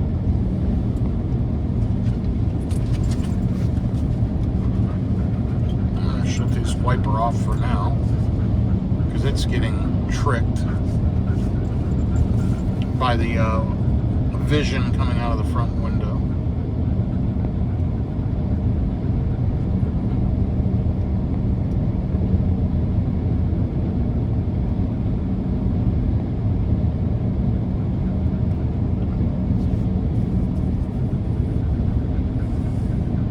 All right, well, I'll report back to you here shortly. I'm guessing we'll experience some rain here, which honestly, it'll clean the windshield off if nothing else. Still arriving with around 11%. I think it's done a pretty good job of predicting. Remember, it started out with about an 8% arrival estimation, and it's bounced around. So, okay, I'll be back with you here shortly. Okay, we're 1 minute later, and it has started raining. Got some big drops hitting the window. The wiper, I had disengaged it for a second, but I don't know if you can see, we got some splatter on the windshield. And we're definitely headed into the rain. Look how dark it is outside. Did improve our arrival time to Bristol, which is good. 4:53, or 3:53, sorry. And you can see it's already cooled down to 78 degrees. And here comes the rain any minute. Okay, I'll be back with you here as we get off the exit for the supercharger at Sheetz in Bristol, Virginia. There is a wall of rain straight ahead. I don't know if you can see it in the camera, but let me show you. Right there's the wall of rain. It is coming down hard. Let me dial back. It's in hurry. Let's put it back to standard because we're going to hit some rain here any second now. And here it comes. And we're dialing back again and again, putting it in sloth.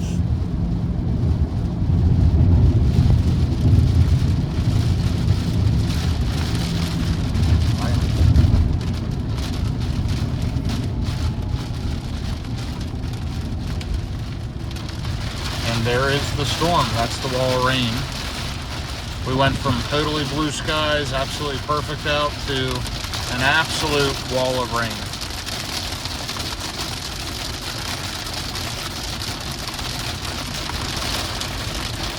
You can hear how loud it is.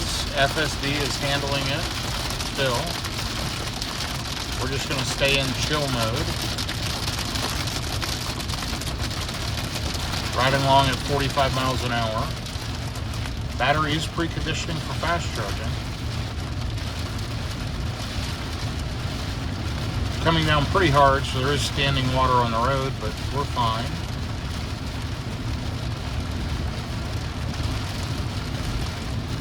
that was the wall of rain. Should clear up here as we go. I think this is just one of those pockets, but we'll see how it goes. I will report back here from the charger. Hopefully it clears up as we get to the charger. Okay, so 0.4 miles from the exit. It is sprinkling, not super hard rain. Wipers going way too fast, but it may slow down here. Anyway, preconditioning for fast charging, 1.2 miles from the charger. We're literally jumping off the exit right now, and it will be up here.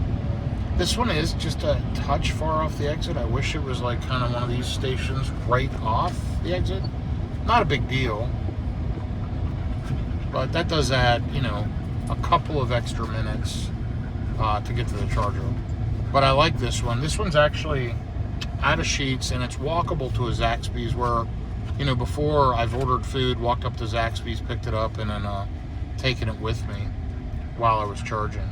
Sheetz is always a good option just for kind of convenience store stuff.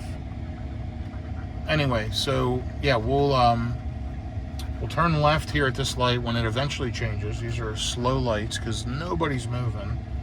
They're sitting on red, they were sitting on red, we were sitting on red for 20 seconds. So yeah, great job the traffic folks here, really fantastic. Anyway, we're gonna go up here and it'll be on the right, and you can see about 0.6 miles. Chargers are right there, so I'll be back with you here as we get to the chargers, because these lights take a long time. Be back here shortly. Okay, so 8 stalls, 7 of them available, 250 kilowatt. And what is the charging rate? 39 cents kilowatt hour. Not bad.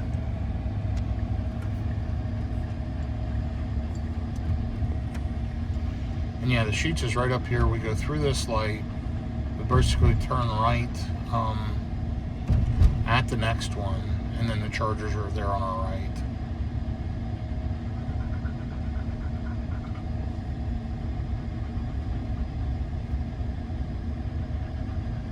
All right, on this last leg, 182 miles, 76.4 kilowatt hours of energy used, and 420 watt hours per mile. We've got the green arrow, so we'll just slide right through.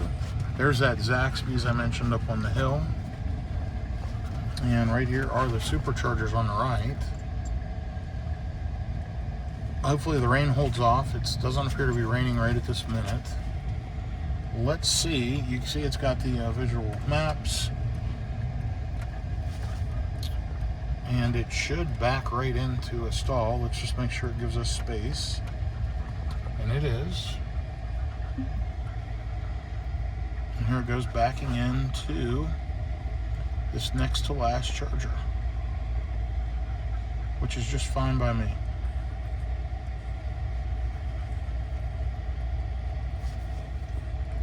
All right, and perfect. Arriving with 11%. Let's get plugged in and see what that looks like. Hey there. That's awesome. What's that? The truck? Yeah. Oh, thank you. I love your tag plate too. Oh, thanks. Yeah. No, I've had it about 18 months. I think this is like my 8th Tesla. And but I drive like 50 to 75,000 miles a year, so it's been all over the country. I just drove to Denver, Scottsdale, Arizona, back to Dallas, all full self-driving, and then here. How So you like the HW4? Is it noticeable? it's really, yeah, it's noticeably better for sure.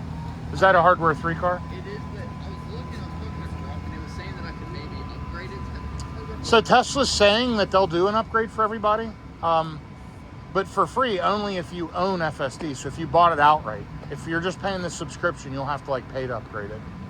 You know how much the upgrade is? Nobody's saying yet, but hard to say. I mean, 2,000-3,000 maybe. Yeah, it's like basically cameras and a computer they have to replace. So Okay. you could wait and see. I mean, you got a great car, right? Yeah, dude, it's awesome. I just bought full self-drive. This is my second one. So Congratulations. Yeah, it's very, very cool. I would never get another car. Oh, they're the best. Have a good day. Be safe. Yep. Okay, let's take a quick look. 250 kilowatts right away. Charging speed limited by charging station, 13% already. Let's put pet mode on, and we are good to go. I'll be back with you shortly. Okay, so we've been charging about 5 minutes. We'll see where we're at. Interesting conversation with the Model 3 owner there, talking about hardware 4 versus hardware 3 and all of that fun stuff. Let's jump in the car after just 5 minutes and let's see what the charging speed looks like. Okay, jumping in here, still pulling 246 kilowatts. And it is limited by the station, so the cable's probably overheated a bit, but 29%. I'll be back with you here shortly. So it's saying I need to charge here for about 11 more minutes. I am 9% short to make it all the way. There are multiple bailout options. Probably the best one is Atkins, Virginia, which is like 45, 50 minutes away. I could stop there and just splash for 5 minutes. It is right off the exit. What I'm going to do, the girls just went in to use the restroom. We'll see when they get back. I'll probably sit here and charge the additional 10 minutes. This will be maybe the first stop where I've had to wait it all in the car. We'll see how quickly they're done in the store and when they come back. But, you know, I should be able to make it. I'd like to be around 60%. We're still pulling 175 kilowatts. I'm no longer charger limited. Let's check on this charging session. You can see we put in 39 kilowatt hours of energy we paid for. 36 is going in the battery. There are heat losses running the HVAC and just charging losses. Overall, so far, we're at $15.46. Pulled in with 11%, we're up to 42%. That gives you an idea on cost. And it's 39 cents kilowatt hour. Not the cheapest, but a lot cheaper than, frankly, a lot of the alternatives. Now, there's normally a EVgo in Fort Chiswell. It looks like that's offline. That's about an hour and 15 minutes from here. That's the perfect stop usually, but we'll have to skip that one. So I need to decide, and I think a lot will depend on efficiency, rain, and whatever else. Do I stop in Atkins, throw a little bit of juice on, and continue on? Or do we, excuse me, travel all the way? So if we travel all the way, we make it there at 6:20, as I thought, 6 to 6:30. We're still pulling 166 kilowatts. Let's let it ride here for a bit. We'll see how long they take, and we'll make the decision from there. Appreciate you following along. If you've watched this video all the way to this point, let me know. Give me some feedback. I'd love to hear your commentary, especially if you watch it all the way to the end. I know this has been a long one. I enjoy road tripping. I enjoy you riding along with me. And I hope this helps. It's just real world stuff, guys. It's me rambling while we ride together. So, hope that's enjoyable for you. Let's take a look at some of the energy stats. Let's look at drive. And, of course, we can't see the last drive.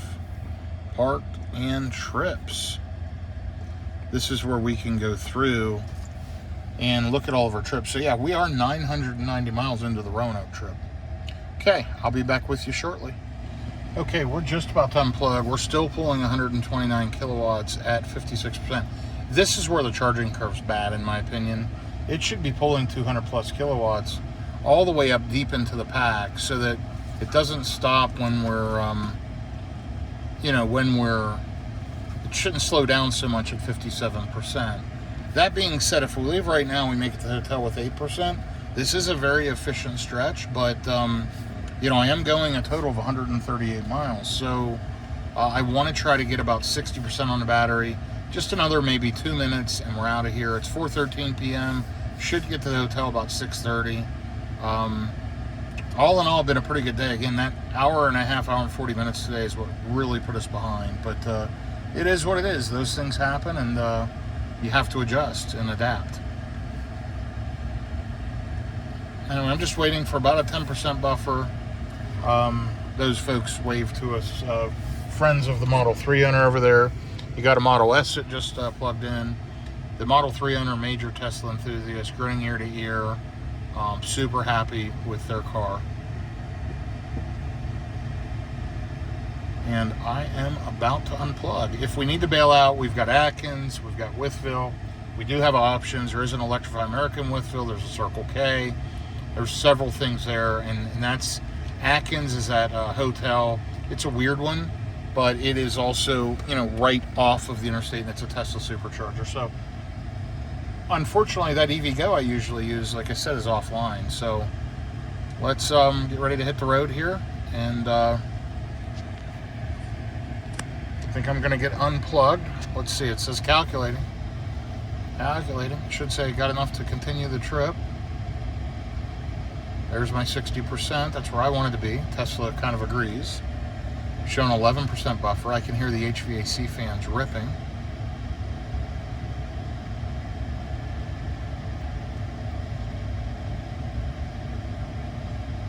I'm just waiting to see when it's done saying calculating. And there we go. You have enough energy to continue on your trip. Let's get unplugged and let's get the heck out of here.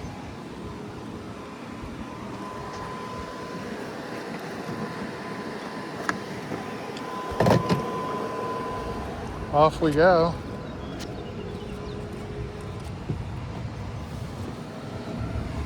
And back on the road. Be back with you shortly. So it's kind of interesting as I'm reflecting on the drive over the last 2 days. The last 2 charging stops, both at Tesla superchargers, enthusiasts came up to me and were so excited to talk to me about the Cybertruck in both cases. The gentleman and his wife who had the Model S Plaid at the Buc-ee's, you know, told me their son had a Cybertruck, and she's now wanting to get a Tesla, and he loves his Model S Plaid, and, you know, we went on and talked for 10 to 15 minutes. And then this last stop, you heard the audio there, at least, of us talking. How long have I had it? How much, you know, I told him how far I drive. He asked me about hardware 3 versus hardware 4. He was asking me a bunch of questions, and I was responding. You may not have been able to hear him, but I know you could hear me. So really, really interesting. And therefore, a long time, people were very silent about it. It was such a polarizing vehicle. It seems like all of that's died down. People just say, oh, it's a dumb-looking truck.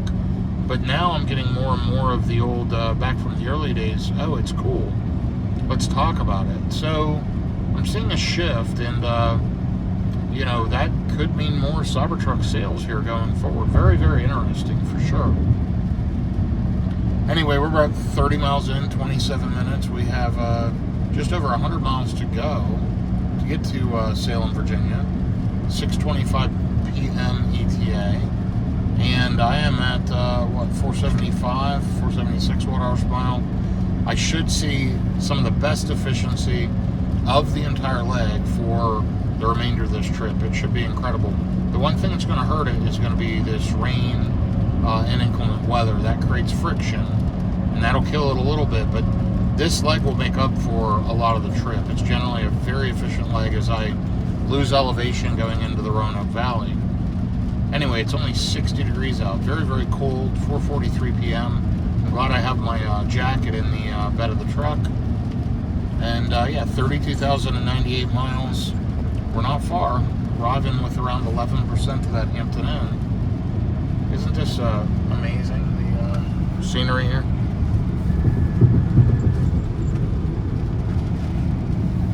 Landscape's incredible. Okay, well, we'll see how it goes. Hopefully weather holds out. We don't have a lot of traffic and we can get through it. We've got 47% left on the battery, 107 miles left. I'll be back with you here again. We're going to be wrapping this trip up today. Remember, watch for the next road trip video of the return trip coming here in the next couple weeks. So, good stuff.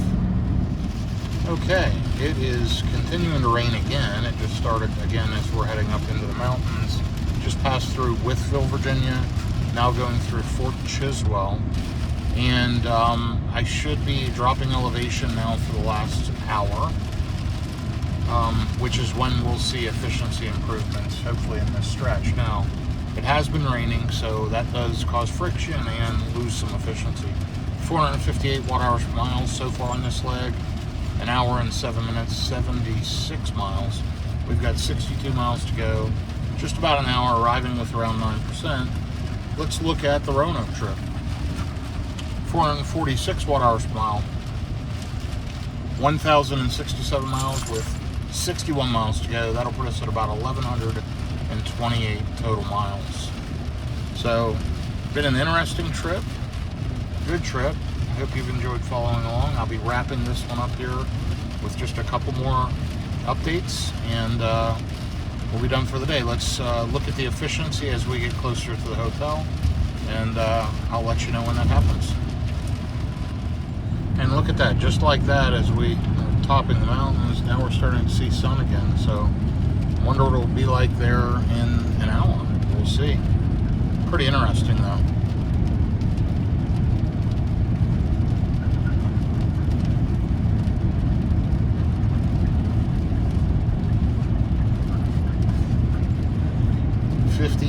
miles, 1 hour exactly, 56 degrees out, freezing, 5:26 p.m. And yeah, 32,147 miles on the odometer. But look at that sky. Crazy. Alright, I'll be back shortly. Okay, so we hit back up to 86% on the self-driving. Longest streak on FSD is 204.9 miles, which was on this trip during that first charge. This last leg, 99.6 miles. I took over for something. I think I was passing a car again or something silly. So far, no critical interventions at all, just by choice. I'm at 19% on the battery. We've got 35 miles to go, showing we're on arrive with 9%. This is the ultra efficient leg. You'll see the green here as we're regenning, headed downhill, and we should see this drop below 400 watt-hours per mile, I would think, in this leg. And then we'll take a look and see what the overall Roanoke, Virginia trip is as well. Yeah, it's cold out, 56 degrees, like I said. It's 5:46, and we're only 34 miles away, so almost there. Looking forward to getting there. It's been a long day. That extra couple hours in the morning really added to the day for sure. So let's look at the Roanoke trip.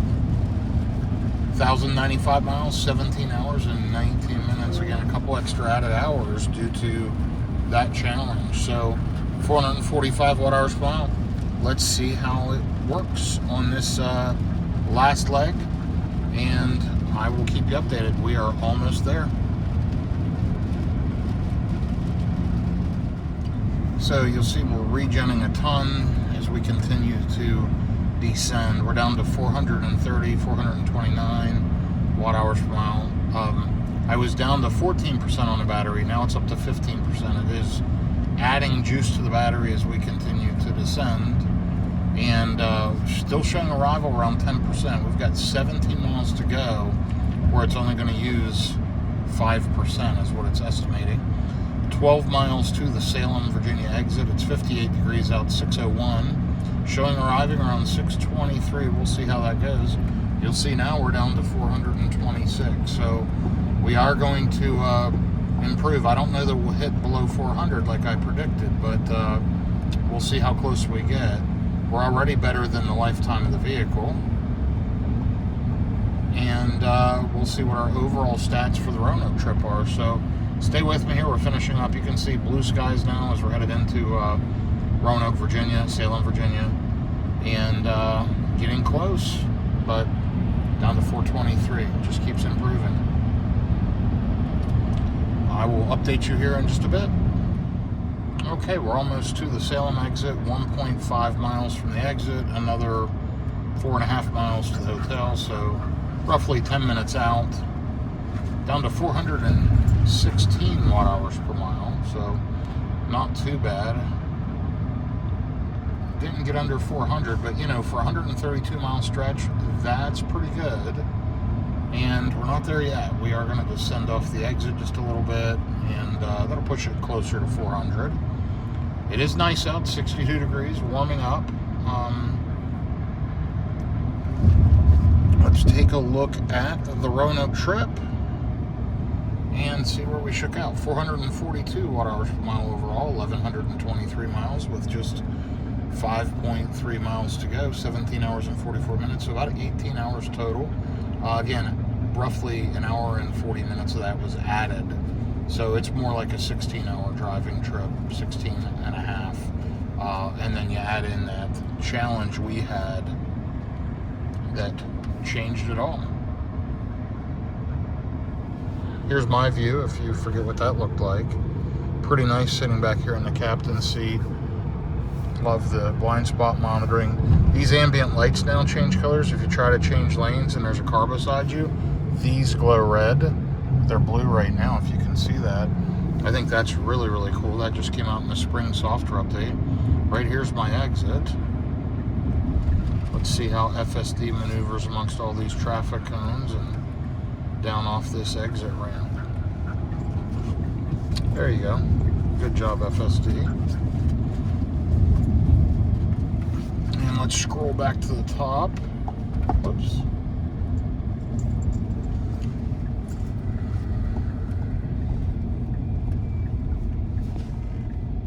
There we go, about 414 watt-hours per mile just coming off the exit.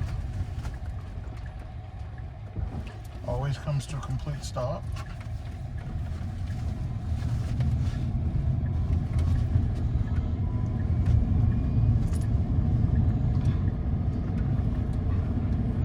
Showing we're going to arrive with 11%. We're at 11%. That's interesting. And down to 413 as far as consumption goes. So pretty good stretch, pretty good overall ride. I'm going to give you the final stats as we just finished up the last few minutes of drive. We've been in the car way too long today, so when we get there, we're going to unload, go relax, and eventually go get something to eat. Glad to be here for the next week or so. Lots of meetings. I'll be running all over the area, and then we'll be heading out back through Tennessee and back to Texas in an upcoming road trip.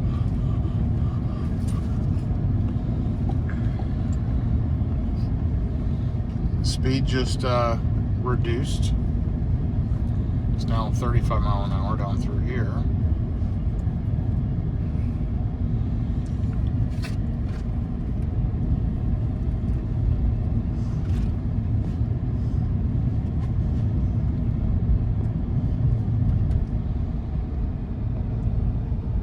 Take a look at that consumption. It continues to improve.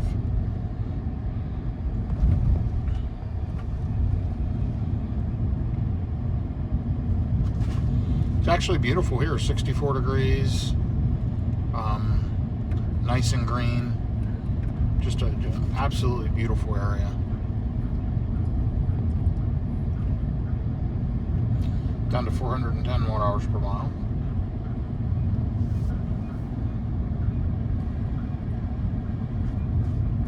Just adjusting the AC, get the fan up just a little bit, there we go. Both critters are anxious to get where we're going and get out of the car. It's been a long couple of days for everybody. I think everybody's ready to get out of the car.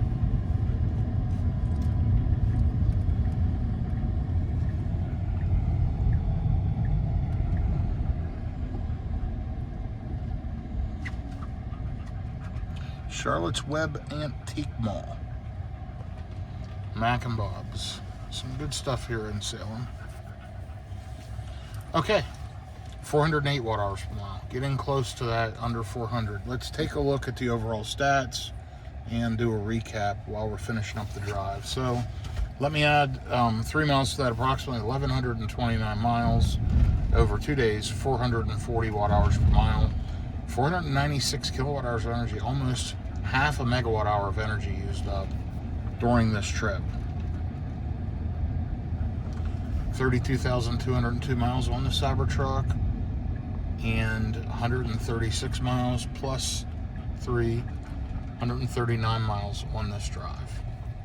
So that kind of wraps up this video. I'll try to show you the charging at the hotel here as kind of a little bonus clip. Other than that, thanks for following along. Be safe out there, everyone. Until the next one, take care. Bye-bye.